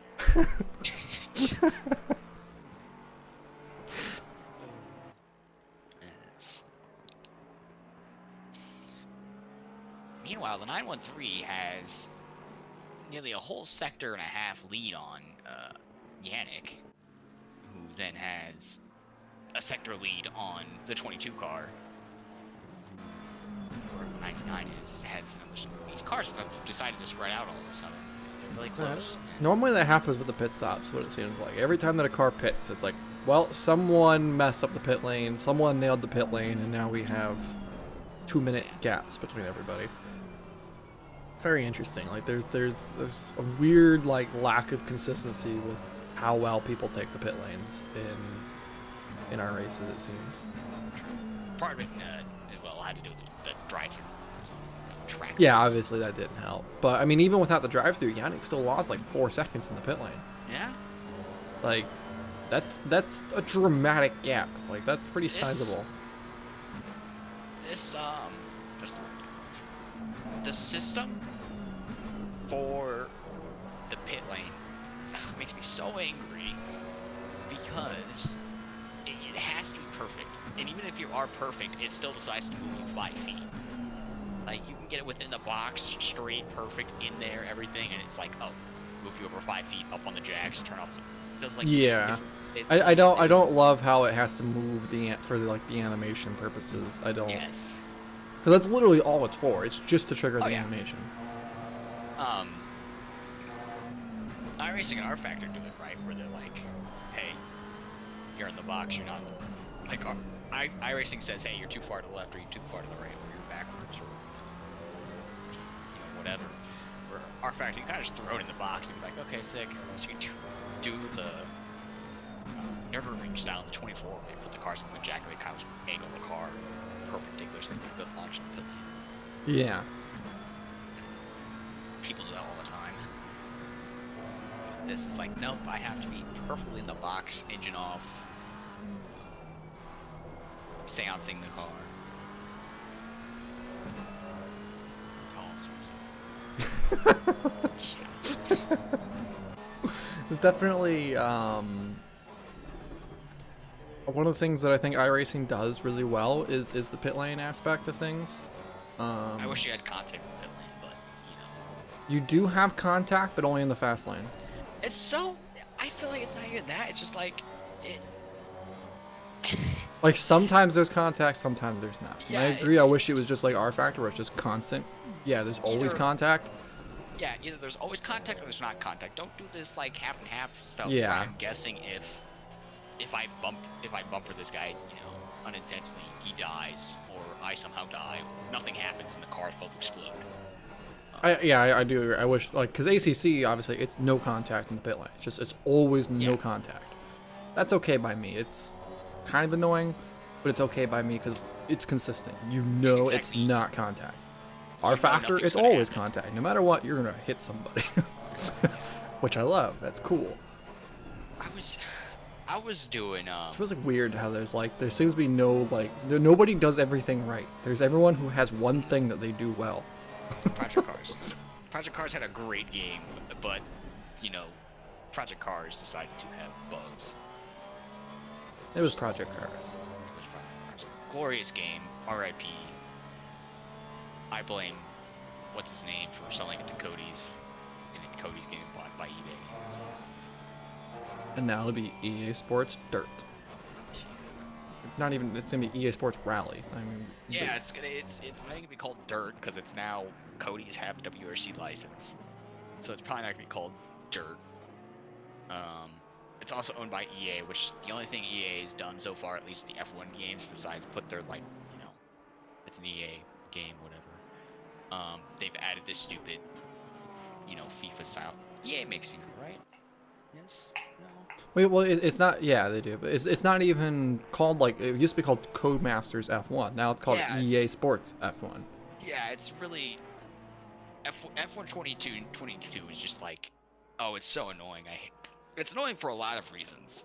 And a Although lot of them are EA Codemasters things. F1 was terrible. Like I've never liked the F1 games. I don't know what it was, but it's so hard to drive the car now. It's like you have to change a specific setting called like throttle shaping or something stupid, where basically what it does is it curves the throttle, the pedal. Instead of making it linear, it curves it more, so you can actually, use it properly. Because the cars are stupid sensitive. They love to just fight. Well, yeah, I mean they're an F1 car. I mean, yeah, but I like, mean you're only driving 1,200 horsepower with no traction control and ABS. I can drive it. Okay, if you drove the F1 car in iRacing, and then you drive the F1 car in the F1 games, Well, like, yeah, hold but the on. F1 car it's in iRacing is got almost twice as much downforce. F1 car in iRacing also is built with Mercedes. Where I don't like iRacing as much, I will give them the fact that that car is stupid planted and it's so easy to drive. Yeah. It's like impossible to spin. I don't know. Yeah, just where's the but yeah. I think too, Project Cars is Formula X. That thing was so much fun. Formula X. Oh, the arrow screen thing. The only thing I wish about that car is that it had a transmission that could do more than 260 kilometers an hour. Oh gosh. Because that thing was so much fun around the Nürburgring until you got to the straightaway. And you just. And then it's red line before you even get to the fucking, like, the bridge, and you're just red line the whole way down there. It's that was the only part that sucked about that whole thing. 'Cause that track was so fun in that car, and then you just got to that straightaway. It's like, okay, I can end now. It's like you need the tourist version of the track. They throw in the chicane. I really like the TCR cars. I won a championship in the quote-unquote 24-hour series we had because I finished 2 races and then switched classes because no one else raced my class. So I won the championship in that class. The car's really fun though. They had a Mercedes like A45 thing TCR car, which doesn't exist, or it might exist as a BTCC car. I don't know. It existed like in like 2012 Yeah, I'm about to say it's. because that car was in Really Forza as well. Uh, Forza also had the BMW that was the hatchback. oh. It looked like the Z4, but it was a hatchback. Yeah, it was a Z3, yes. Yeah, that thing was. Or, I don't know what it was called, but it was freaking dumb. Yeah, the shoe car. And then it was front wheel drive or whatever. Oh no. That was so weird. That car was weird. Then again, though, Forza is also the game that decides that the Ford GT is slower than like the Z4 GT3. Yeah. And that the GTEs are in the same class as GT3 cars. well, and GT500. Yeah, it's like They had the Nissan GT500 in there. That thing was dominant in that class. But then the Corvette GTE was the slowest GT car, period. It was slow. It had no top speed, had no cornering ability, had no braking ability. It was just slow. And its fuel tank sucked, too. That car was just awful. It was really weird. Which, man, that was really weird. The Ford, for whatever reason, the Ford's fuel tank, that car had the worst fuel tank in Forza, I remember. It, like, you could only go, like, 40 minutes on a fuel tank in the Ford. But, like, the Bentley, I think, did the best, because the Bentley could do like 115 minutes. It was like almost 2 hours on fuel. Like, it was ridiculous. Like, because I remember trying to host like a GT league on there, and so you had people who would just intentionally pick the Bentley because it was slow. They were way off pace, but they wouldn't have to make a pit stop. And so I remember, like, Long Beach, they won the race by like over a minute because they were the only car that didn't have to pit, because they literally made it the full 2 hours of the race without pitting. gosh. Meanwhile, everyone else had to pit twice. Yeah. Right. Apparently in Forza Horizon 5 now they have the Lincoln Co. TCR for whatever reason. They like putting race cars. We had another retirement. No, it was only the 34. There's 10 cars. Yeah, we started with 12. Yeah. Oh, yeah. They had the 34 retirement. Yeah, see? The 34. Yes, okay. See? I'm dumb. I know. Oh, you drifting it Tokyo style, the 22. I'm just watching McCord and I see coming through turn 13, the 22 is just whipping it. Speaking of McCord, drag him in here. I don't want to drag him in here. We need to have an onboard He's conversation. racing. Yes, exactly. We need to have an onboard No. conversation. Cannot do that. Can't we see the lap times of each driver? This doesn't quite show it. Shift F, or sorry, F2 should bring up the time.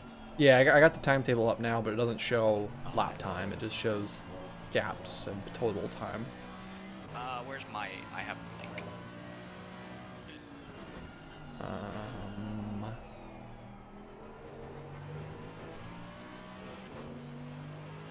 What if I cycle through this one? No, that doesn't do it either. Yeah, I'm not sure if there's a way to see lap times just directly. I mean, I have like the list. There you go. There's the live timing page there. Don't know. It's fine. Okay, yeah, if you click that link, that can take you to a list to see live timing.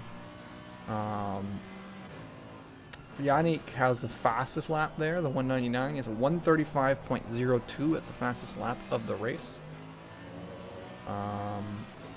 Only 3 cars have gotten into the 135s, and they're all on the podium currently. And it's a massive fall off. It's a 135.0 for Yannick, a 135.6 for Octavian, a 135.9 for Iskren, and then it drops to a 136.8 in the 21, and that was not Georgiev that set that lap. I don't think. Might have been.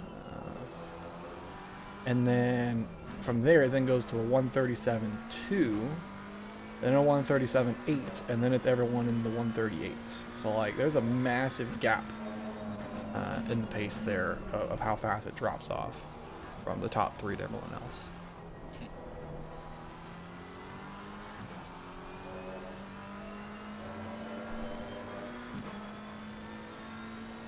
So you drive the McLaren, right, Ethan? Occasionally. I like the Lexus motor. I like the McLaren GT4.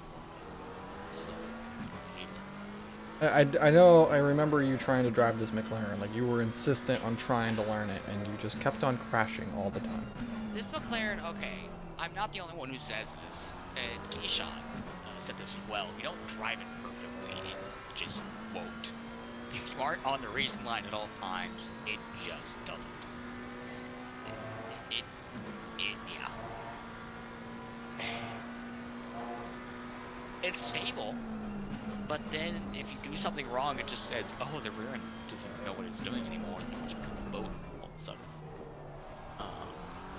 It looks cool, it's fun to drive. For a miniature car, it's stupid stable, but it's temperamental. It makes no sense. I always liked old Ferrari until they released the new Ferrari. See, I like the old new Ferrari Ferrari. kills. The new Ferrari is the only car in this game I can drive in GT3. I've driven it a little bit more recently, and it's okay now, but it's not the same. Like the new Ferrari is the only car in this game that I can drive that I somewhat enjoy driving, and it's also the car I have started driving on iRacing as well. Oh, Ferrari's always been a good car in iRacing. Yeah, I quite enjoyed it on iRacing too. GT3, the Evo GT3. Yeah, glorious car that.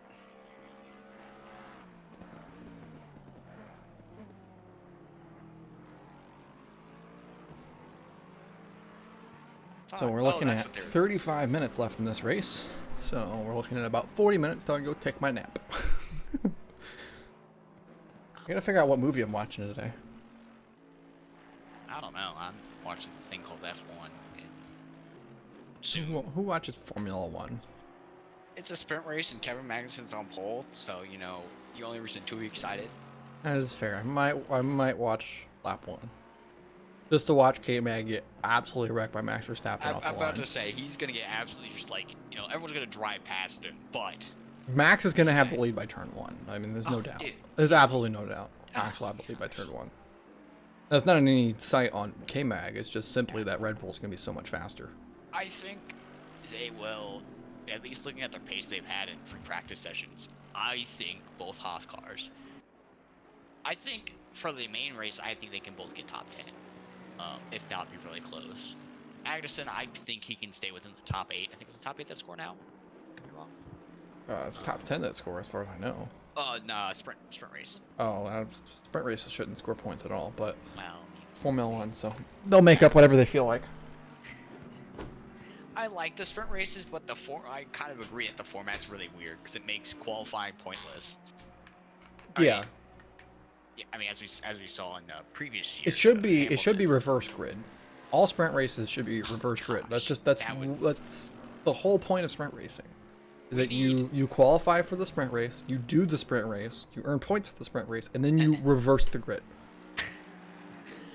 I want to see Max Verstappen start dead last in every race and watch him overcome it. That's the only thing that would be fun. Oh yeah, that would easily. But then you can play the game of, okay, well, if I'm going to finish third and I'm going to earn, 8 points or whatever for finishing third here, well, I can maybe back up a little bit, earn 4 points for finishing sixth to get a higher qualifying position, to then try to earn 10 more points on Sunday. Then you get mind games. You know how Formula One is about mind games. So, like, to me, that makes perfect sense. Like, come on now. Why haven't they done that? Make it a gimmick. If you're going to go gimmick, just make it a gimmick. Oh gosh. Yeah. Commit to the gimmick. We need the IndyCar Iowa style qualifying, where it's one qualifying session, and your 2 laps determine your qualifying for race 1 and race 2. Yeah. So if you mess up, your 2 laps, oh well. Just similar to one-shot qualifying, except you got 2 laps to do it. So. I mean, I would say what they should do actually is just take your 2 fastest laps in qualifying. It could do that too, yeah. And then you choose which one that you want it to be in. So if you want to start higher in the sprint race, then you can pick your fastest lap for the sprint race. Or if you want to start higher in the long race, then you can choose your fastest lap to be the long race. I think it should be the 2 fastest lap, but of those 2 fastest laps, the first one you set, regardless of if it's faster or slower, determines your grid position for race 1. And for race 2, you get the other one. Yeah. I guess that's fair, lap. but I like gimmicks. If you're gonna make it a gimmick, make it a gimmick. Just commit. Oh my god, Lucy. Dog is barking. I'm gonna go figure out what she's barking at. I'll be back. Ethan, you have command. Oh no, that's a problem.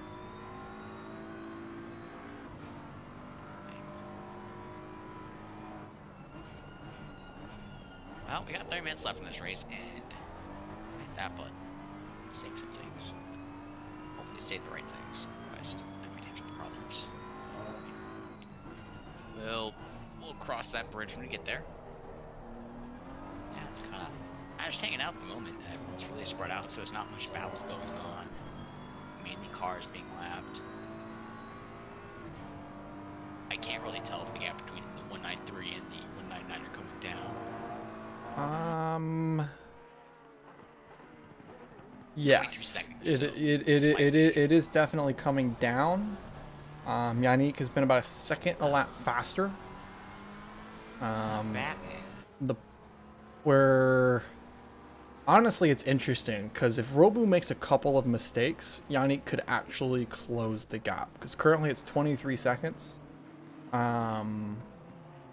Yannick at a second a lap faster per lap. He would probably be like 3 laps short. So if he can either start finding a couple extra tenths per lap, or if Robu makes a couple mistakes, then Yannick could actually close that gap. That's really interesting. Last time around, 135.7 for Yannick with a 136.6 for Robu. So 9 tenths in it there. We're looking at a minute and a half a lap. So we're looking here at what? That's like 18 laps left, 17 laps left in this race. Maybe a bit less, maybe only 15 laps left in this race. So we're looking at him being about 7 seconds short. Yeah, about 18 seconds or so, give or take. So yeah, Yannick's gonna have to start finding just a couple seconds here and there. Just he needs to just get a couple chunks, which can come from Robu slowing down, or it can come from him speeding up. Regarding Robu slowing down, it does not seem to be happening, as he just set his personal best lap of the race, a 135.4. So I wouldn't suspect that he's slowing down anytime soon. So Yannick's really going to have to start to put the pressure down in order to close that gap.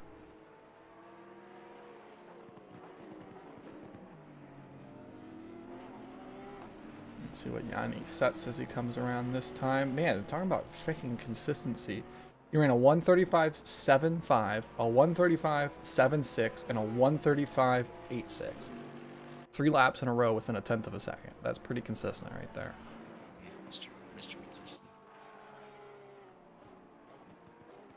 I could only beg to have that type of consistency.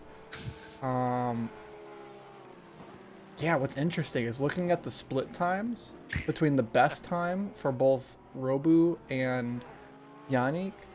So Robu has a 23.7 in Sector 1. Yannick has a 23.6. In Sector 2 is a 37.8 for Robu, is a 37.6 for Yannick. So a couple tenths there. Then in Sector 3, it's a 37.8 versus a 37.6. So again, a couple tenths. So it's just Yannick is slightly faster in every section. It's not like he's particularly quicker anywhere. But of course, it also partly has to do with the design of this track. Of every sector has a long straight. You know, the Sector 1's got the front straight, Sector 2 has the mid straight, and Sector 3 has the back straight.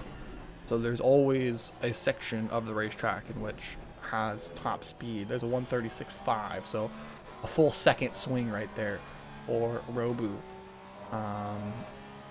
But again, we gotta see if that's gonna be enough. Let's see when Yannick comes across the line here. Gap was 23 seconds still, so about maintaining. That time Yannick runs a 35.62, so he finds 2 tenths that time by. So again, it's not impossible, but I think he's got to hope for Robu to make a mistake. That's pretty much what he's banking on. Otherwise, I think that he'll see the gap close down to 10 seconds, but I don't think he'll see it close anymore.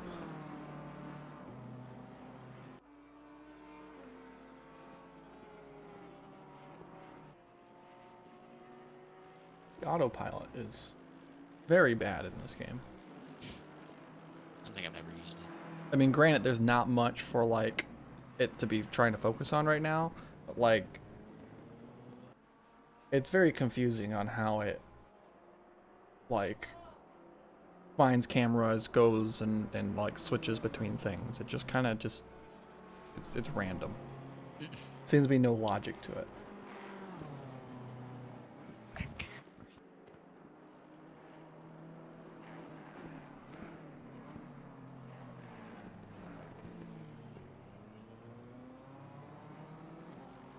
I guess that you can add weight. I don't know what focus fast and focus slow means.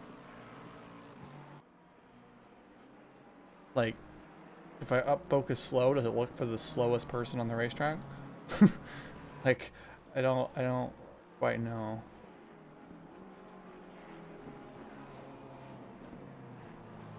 That's interesting. It is actively looking for Dan Marriott. That was the requested camera it had, was to spectate Dan Marriott with an onboard cam. I don't know if the game knows this or not, but Dan Marriott is retired. He's no longer in the session. And, you know, he's the slowest car on track. Yes. It's not on track anymore, but, you know, by that logic. Yeah, I guess it makes sense. You know. We see a 135.6 from Robu. So again, he finds like 0.8 of a second, but then Yannick found 0.2 there with a 135.4. So Robu is all over the place, but Yannick not. You just need the simple iRacing camera set. You know, it's focus on the leader, focus on deciding, and focus on crashes. You know, simple. You get the three things you want: excitement, the leaders, and crashes. Yeah, so there's proximity, which I think would be just generally is the car close to another car. Two cars. Yeah, there we go. This is what I want. I want bumper cam. Like, this isn't like bumper cam like on the bumper. This is like bumper cam like just floating above the car. That's what I want. And then there's pack. I don't know what's the difference between proximity and pack. Because proximity is closeness to cars. Pack is amount of cars, maybe. And then you have positions. That'd obviously be, if you're first, you get higher priority than if you're ninth. And then there's pace. So I guess that a car that's fast. So if you're ninth, but you're faster than the guy in second, then you get priority, I guess. Which then overrides the position, I would think. I don't know what overrides what. Like, if I have those both set to identical, like, I don't know what happened. Like, there's a lack of explanation. And again, focus fast, focus slow. So, like, I would think focus fast would be like, okay, well, how fast are you? Well, isn't that what pace does? Focus fast, does that maybe jump between different cameras? Like, I don't know. Don't ask me. Can I do with our channel points? I can unlock override. So. ACC has some confusing tools that go with it. Both cars lost 0.4 of a second on their previous lap time, so no gain between the two. Time Robu lost another 0.4, so let's see if Yannick can gain time or if he's also off pace. That's really well there through the final corner. That was actually a really nice roll. I'm gonna cross the stripe of 35.5, so there's another second in it right there for Yannick.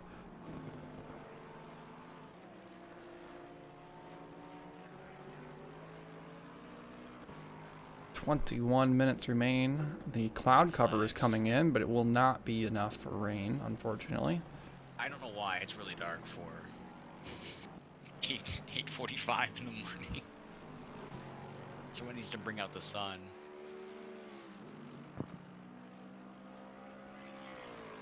Thank you, Alex. Wait, how did you invert the green flag? Don't I know.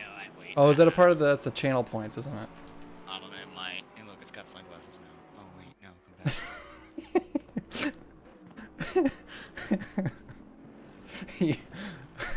I want to say the green flag with the think emote. Oh, yeah. Yes, the sunglasses. I The sunglasses. That's you can only do great. one though. You can't just mix. Modify a single emote. Did think. Oh, yeah. See, I want the flip with the think. You Flip. can't do that. I mean, you can, but not with Twitch alone. If you grayscale the green flag, it just becomes a white flag. It's the gray flag. Squish. See, it doesn't give me access to that. I'm sad. Yeah, just partially because you have to have a certain sub. So you know, Oh man. yeah, you have to have a tier 2 sub for that one. You need a tier 3 sub for that one. I ain't Hold on, paying am I able to $30. like edit how much? Yeah, okay, I can. Okay, those are gonna be free. I got. There you go. We gotta Right have there. fun. Back up.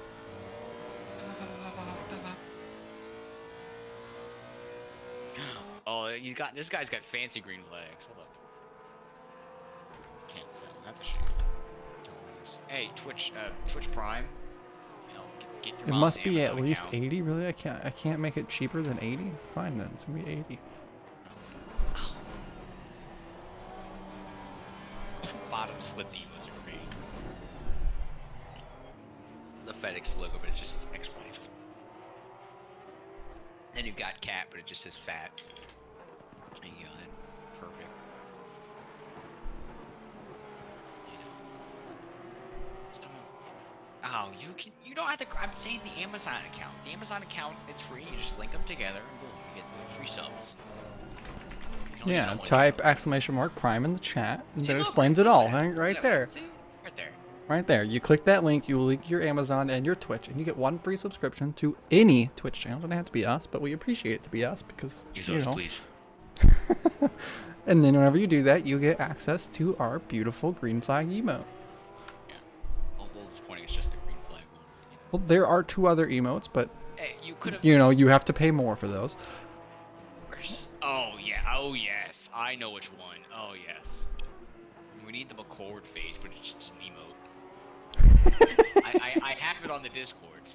It's already been made. I mean, I would upload more if we were allowed to, but because we've never, you have to have like a certain amount of like Twitch Yeah. points, Bro, what the? and each sub is worth 1 point, and you have to have like 50 points in order to unlock more emotes or something. It's weird.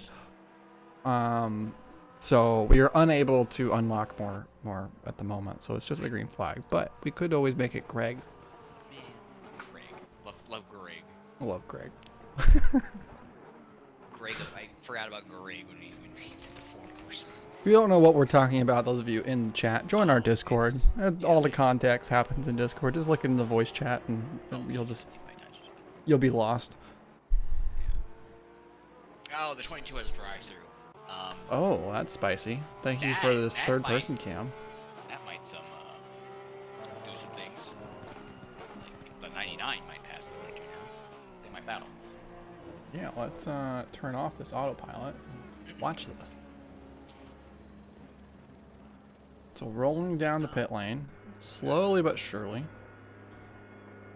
Still has a while to go here. I'm not quite sure the 99's gonna be close enough though. 49 kilometers per hour. Oh, this is gonna be close. They're just coming up out of turn 1. We're gonna go to the helicam here. If it would switch, there it goes.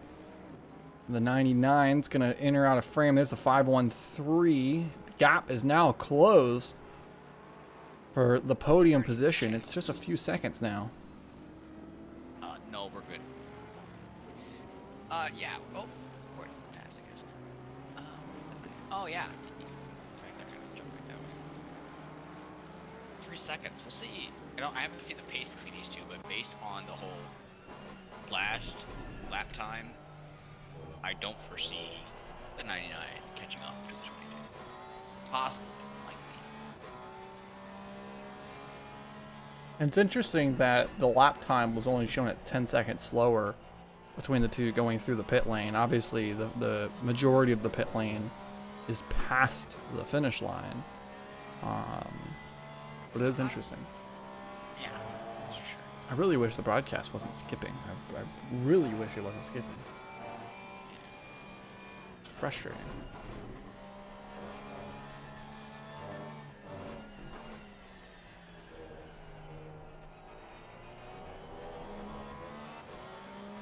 Break.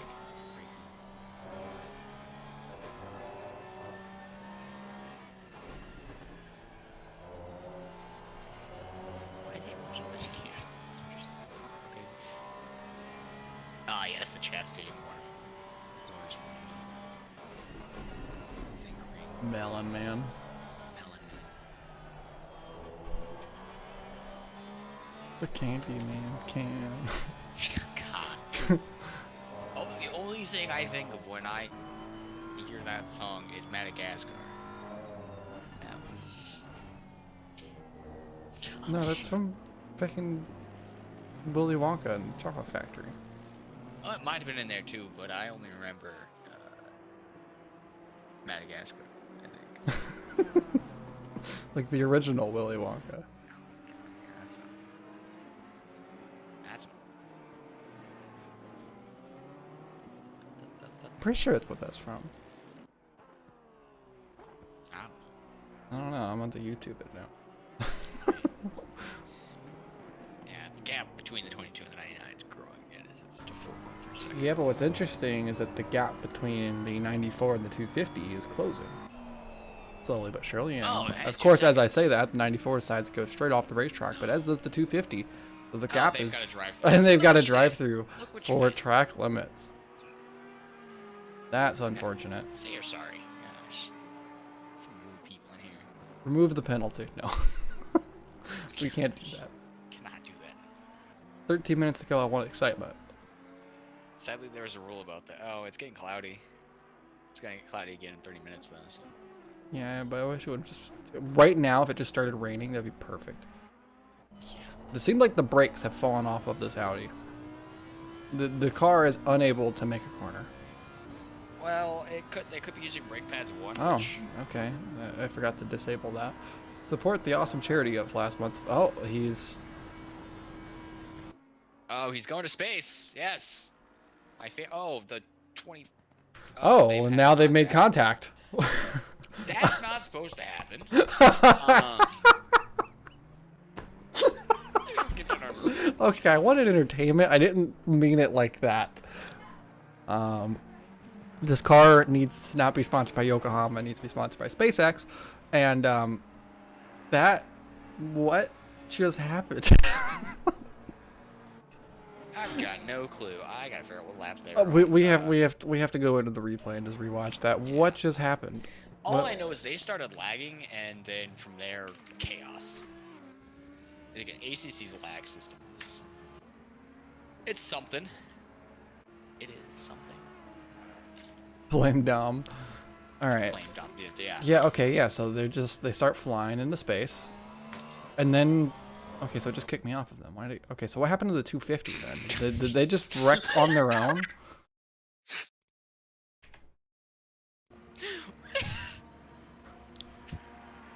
Sorry, I just saw it on stream.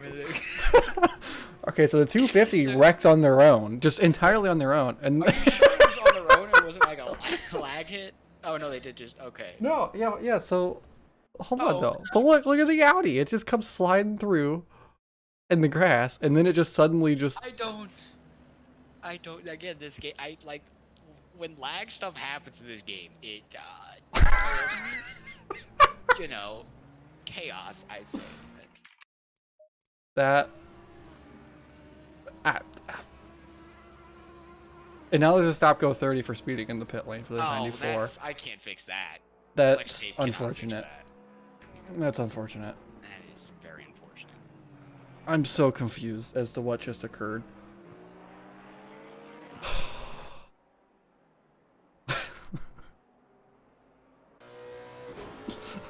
Professional simulation. Yeah. Maybe they see you.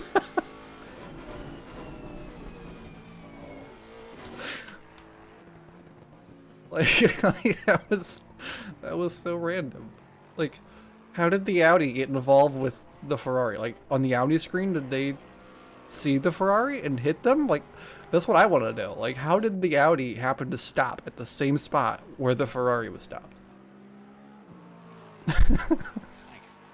Man, the stream keeps lagging and it's ticking me off. I really wish I understood why it was lagging. Robu, drive-through penalty for the leader. He just served it. He's coming through. It's going to close the gap. Yannick's to the lead. Oh my goodness. Oh, how the race has turned on its head. Now we need some rain. Okay, everything is unfolding at the end. Octavian Robu, the race leader, looked like he had it in the bag, gets a drive-through penalty for track limits. And Yannick Rambach, who had his own drive-through penalty earlier, after starting dead last and getting the track limit penalty, is now leading this race. 9 minutes ago, 8-second gap. That I did not see coming. Track limits, they get everyone. I did not at all see that coming.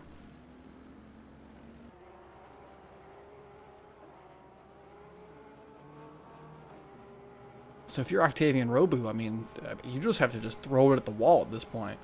I mean, every car inside the top 3 has got a drive-through penalty for track limits. Every car on the podium. That's kind of wild.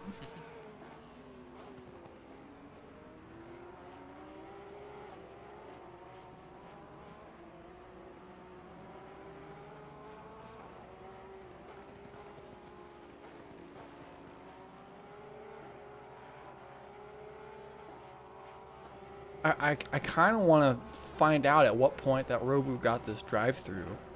I kind of want to see, like, how bad was the track cut that got him this.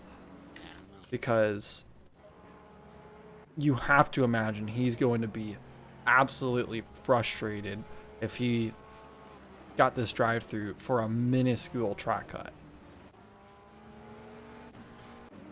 Let's see, doesn't have it here, doesn't have it here. Interesting, it actually didn't show up in... Oh. Oh. Hold on. I'm really confused now, because it shows him not having it. And then he dives into the pit lane. Okay, so he gets the drive-through for this right here. Right there. Weird. And so he knows he's going to get it, so he immediately dives into the pit lane. And in that process, actually hits the wall. It's a bit of an unsafe pit entry. Wow. What a crazy, crazy turn of events that is. Losing the race, 10 minutes to go on a minuscule track cut like that.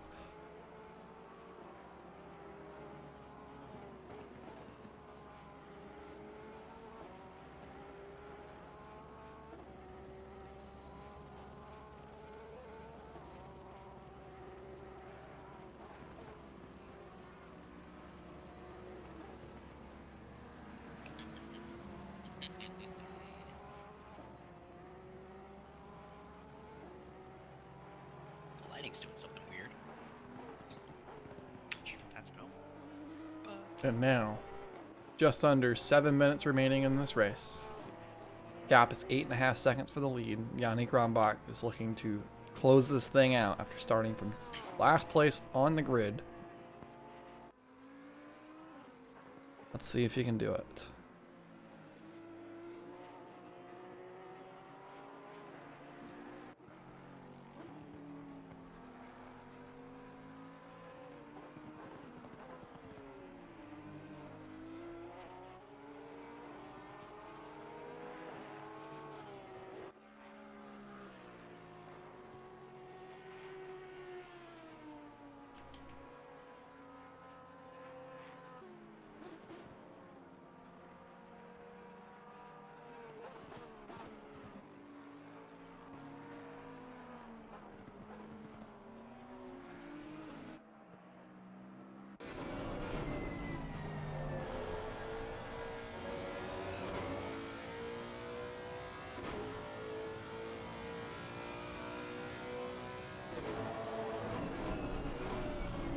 on board here for one more lap.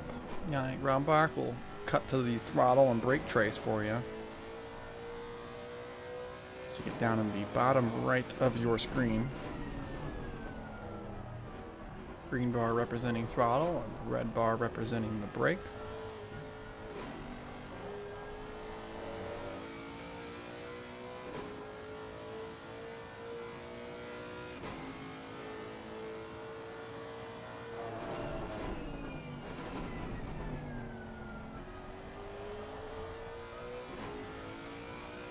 In what was a wet qualifying session, but a completely dry race day, Yannick Rombach did not set a qualifying lap, didn't even go out to the racetrack.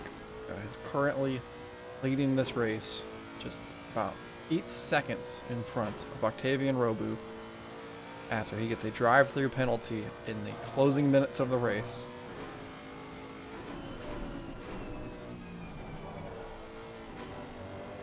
Two Hours Misano has 5 more minutes left in it. Here, Yannick, you obviously are crawling around this racetrack in comparison to the pace you were just running. I mean, he was running 35.5s, and last time around was a 136.7. Let's see what it is this time by as he comes to cross the stripe. It was a 136.3. So again, I mean, you know, you're looking at half a second drop off of just being at that extra careful if you can. Just make sure that you do not get that penalty. Do not make that mistake.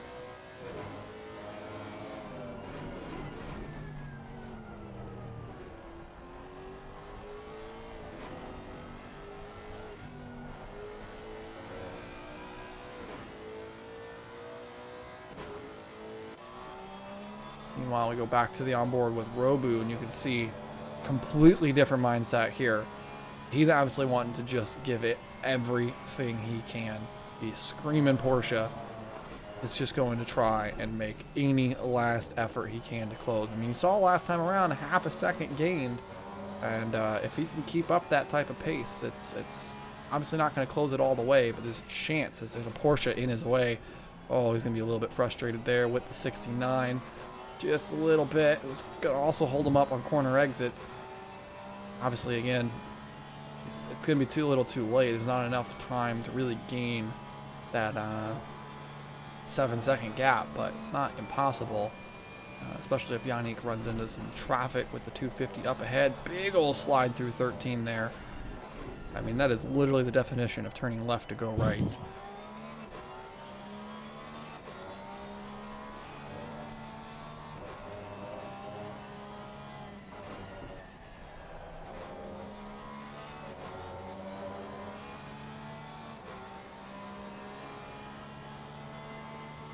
Just in time. 6.969. Look at that. 69.69 is the gap. Oh, there you go. Perfect. Just check and fly right here. Race doesn't need to keep going. As he extends there at turn 4, he's trying to give it everything he's got. I mean, at this point, you may as well use up those track limits. Yeah, I'm about to say you got 3 fresh ones, so hey. Yeah, gotten the ability to use them, may as well use them. 6.7 the gap. It will be the final lap next time by.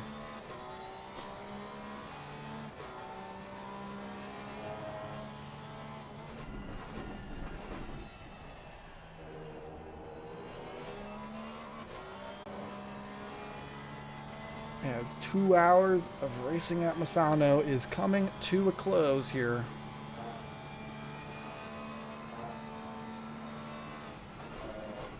It is. The final minute of the race. We'll have 1 lap to go here this time by, brought to you by White Flag, brought to you by Credit One Bank. We are not officially sponsored by Credit One Bank, but we are sponsored by TypeScript. Yeah, TypeScript. There you go. Buy some cool stuff. They got classic. They got hoodies. Actually, they have 1 hoodie left, so you know, go buy that. But I have a really nice piece actually. A Scott Pruitt. It's the old Mustang GTO. But he takes magazine clippings of old racing bits, and he frames them. And so you, Among other things as well, there's some other stuff he's got with collectibles and stuff. But yeah, definitely a very nice selection for the motorsport enthusiast. And obviously with the holiday season coming up, that's not a bad market to be looking into right now. GRG 10 for 10% off. GRG 10 for 10% off. Ethan, you got the link posted in the stream chat if you can for the few of us that we got in there. Yannick Rambach is making his way down the back straightaway one last time as time expires here in Misano, down through turn 11, into turn 12, and into the fast 13 once more. Yannick Rambach with that 9-second lead now, as it seems like Robu's really backed it off to not get another penalty and maybe not lose second place here right at the end. And after starting last place, getting a drive-through penalty, keeping his head down, running in those laps, managing to make the gap work and take home the win, Yannick Rambach takes the checkered flag in Misano. Clapping in the background. Robu comes through in second place, losing the lead. He's got to feel heartbroken here, Octavian Robu. You got to imagine. Just had the race in the bag, and with 10 minutes to go, getting that drive-through for track limits, ultimately finishing second. And Iskren Rusumov coming home to close out the podium. It's 2 out of 3 for off-pace racing and the Porsches, but you got to imagine that there is a level of disappointment to not have the checkered flag and the trophy in their collection after this one. Yeah. Great drive by both parties.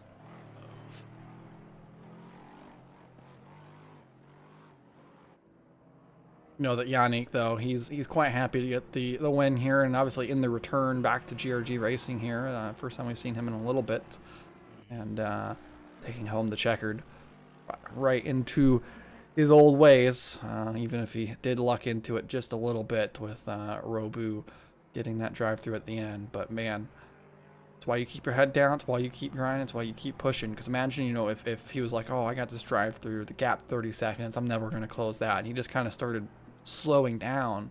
And so then whenever Robu got his drive-through, they would have been right into a battle. And instead, because Rambach kept his head down, kept pushing on those laps, kept closing the gap slowly but surely, whenever Robu got his drive-through, he came out and had a 10-second lead. And so, you know, that was the difference, quite literally. The fact that Yannick kept his head pushing and did it. So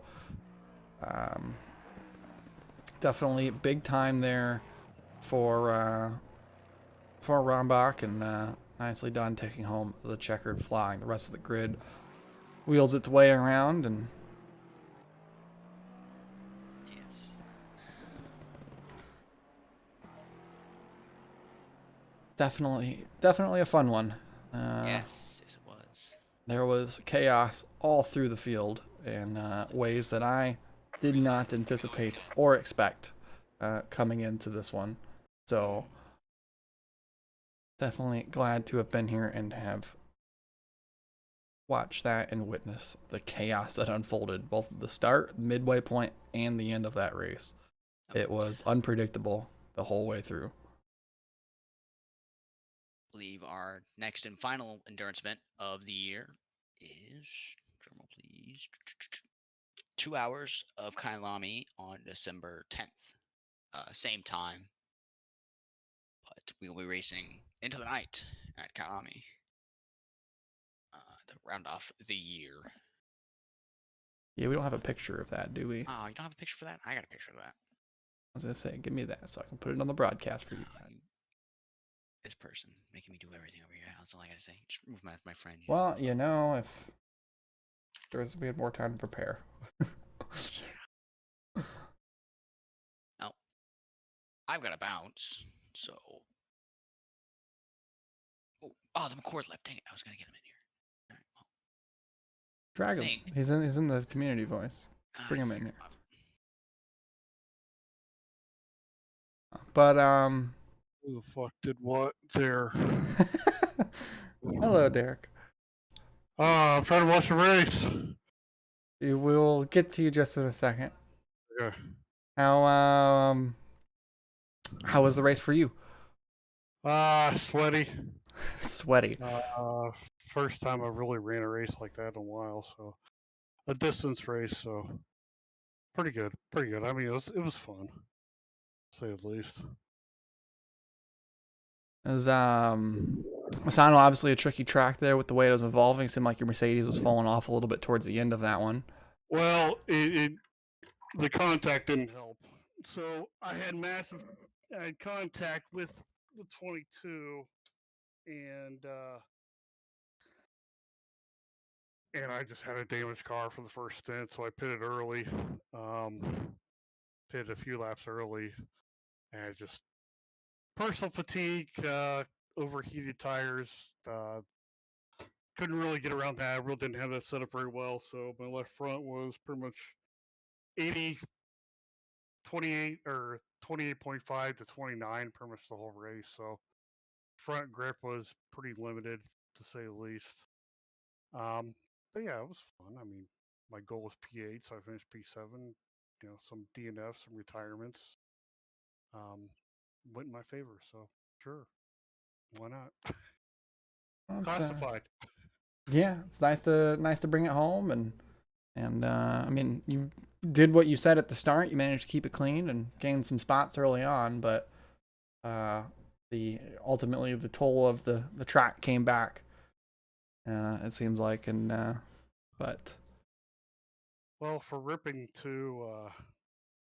both of my calf muscles within the last 2 months, and my strength just isn't in my legs right now. So, but you know, you got to get back in it somehow, some way eventually. And this is a lot longer than doing 15-minute TCR races. So, but I still had fun. Hopefully everybody else did, and hopefully we can get a bigger grid for the next round and go forward to 2023 with a full brand new schedule and new path for GRG and ACC. absolutely that's the hope. 2 hours Kyle Lamy, December 10th. Fun track. Uh, Really great that they upgrade the circuit. You know, within the last 5 years or so. Was used in F1 calendar in 1992, and then really no international racing after that until it was recently upgraded to FIA Grade 2. And hopefully in the future they can go to Grade 1 and maybe bring F1 back to that circuit. It would be fun. But hey, thanks guys. Yeah, we'll let you get back to watching the F1 race. See ya. Here we have Iskran Rusimov. I do say that correct, right? Yeah, that's right. Nice. And welcome into the booth. Good evening. Taking And, home the podium, third place overall in today's race. Yeah, we got 2-3 for the team. Definitely a nice result, I imagine, for the OPR crew. Yeah, that Lexus was really strong. It was close for the win in the end with Octavian. Yeah, it was definitely. It was. I thought that you guys were obviously going to take home the win until that 10-minute mark, and we're sitting there. Me and Ethan were in the booth. We're watching a lag incident that had just occurred, and we're watching that, and then I glance up and I see a drive-through penalty for the other off-pace car and Octavian. I'm just like, what is happening? Like everything was unfolding just all at once, 10 minutes to go in the race, and ultimately it ended up not working out, and Yannick took the lead and held on to it there. In the beginning, we had some chaos happening. First, I was kind of off my flow, off my pace, then got punted. Yes, And, I actually recall that looking back or thinking back. Yes. yeah. And it was a recovery drive from there.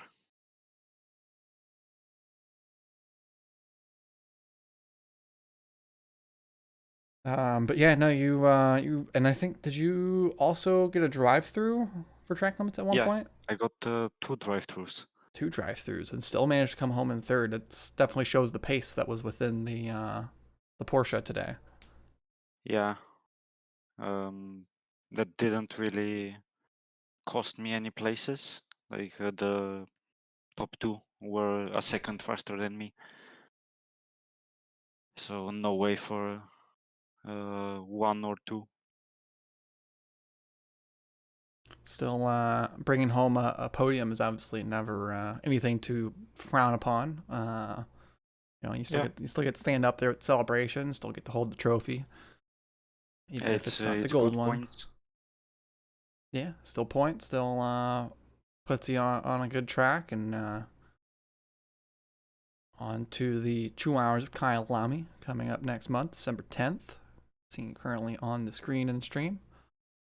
Yeah, Kaiwami is a favorite track of ours, so As that's gonna be fun.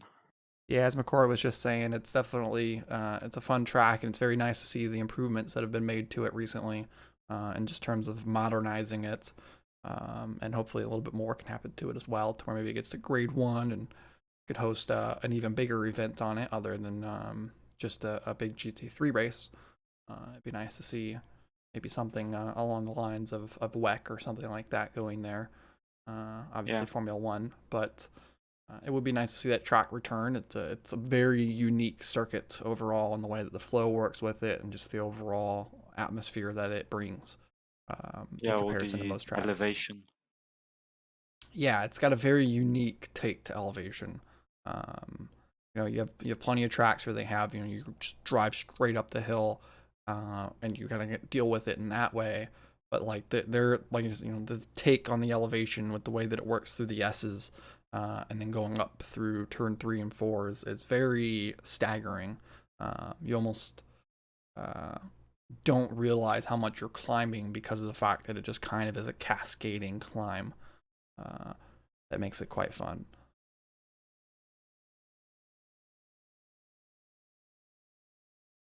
Yeah, so we're looking forward to that. Had fun today. Wet quali.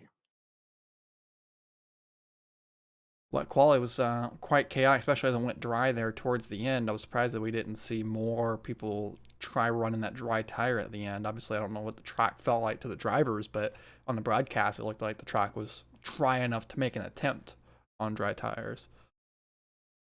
Yeah, Um, I did mine on the wets.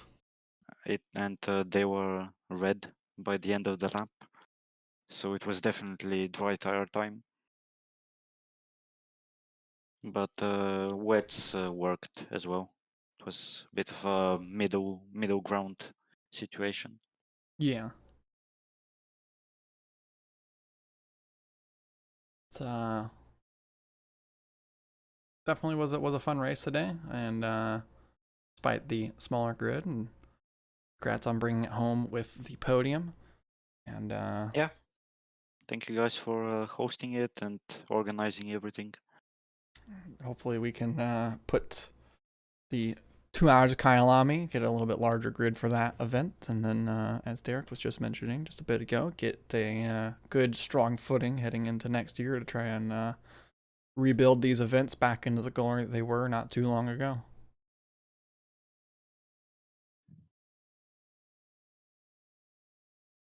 But I don't think we have anyone else currently waiting around. Yannick is heading out, and I think a lot of people are going to watch F1 at the moment. You can watch that in Yeah, our Discord. If you go to the community chat, we were always streaming the Discord sessions, and so, or the F1 sessions. And so I think that's where we're all going to go hop after this one's done. yeah. So thank you for having me. Absolutely. And Gonna be back for Kailami. we look forward to it. See ya. And with that, we close out the session. So I appreciate anyone for watching and hanging out in the chat on YouTube and Twitch. Those of you who are here, thanks to Ethan for making this actually doable. I would not have been able to make it through today on my own. And yeah, again, I was on the screen, 2 hours Kyalami, December 10th. Be there. Join on our Discord, which you can find by typing ! Discord in the chat, invite.gg/GRG eSports, or go to www.grgesports.com. That should redirect you, I think. I know that we're working in progress of a new website as well, but everything can be found on Discord, invite.gg/GRG eSports. Everything you need right there. Be sure to join in, and we will see you for our next round. We do have our TCRs on Thursday, and those should be streamed as well to both YouTube and Twitch. So we'll see you then. Bye for now.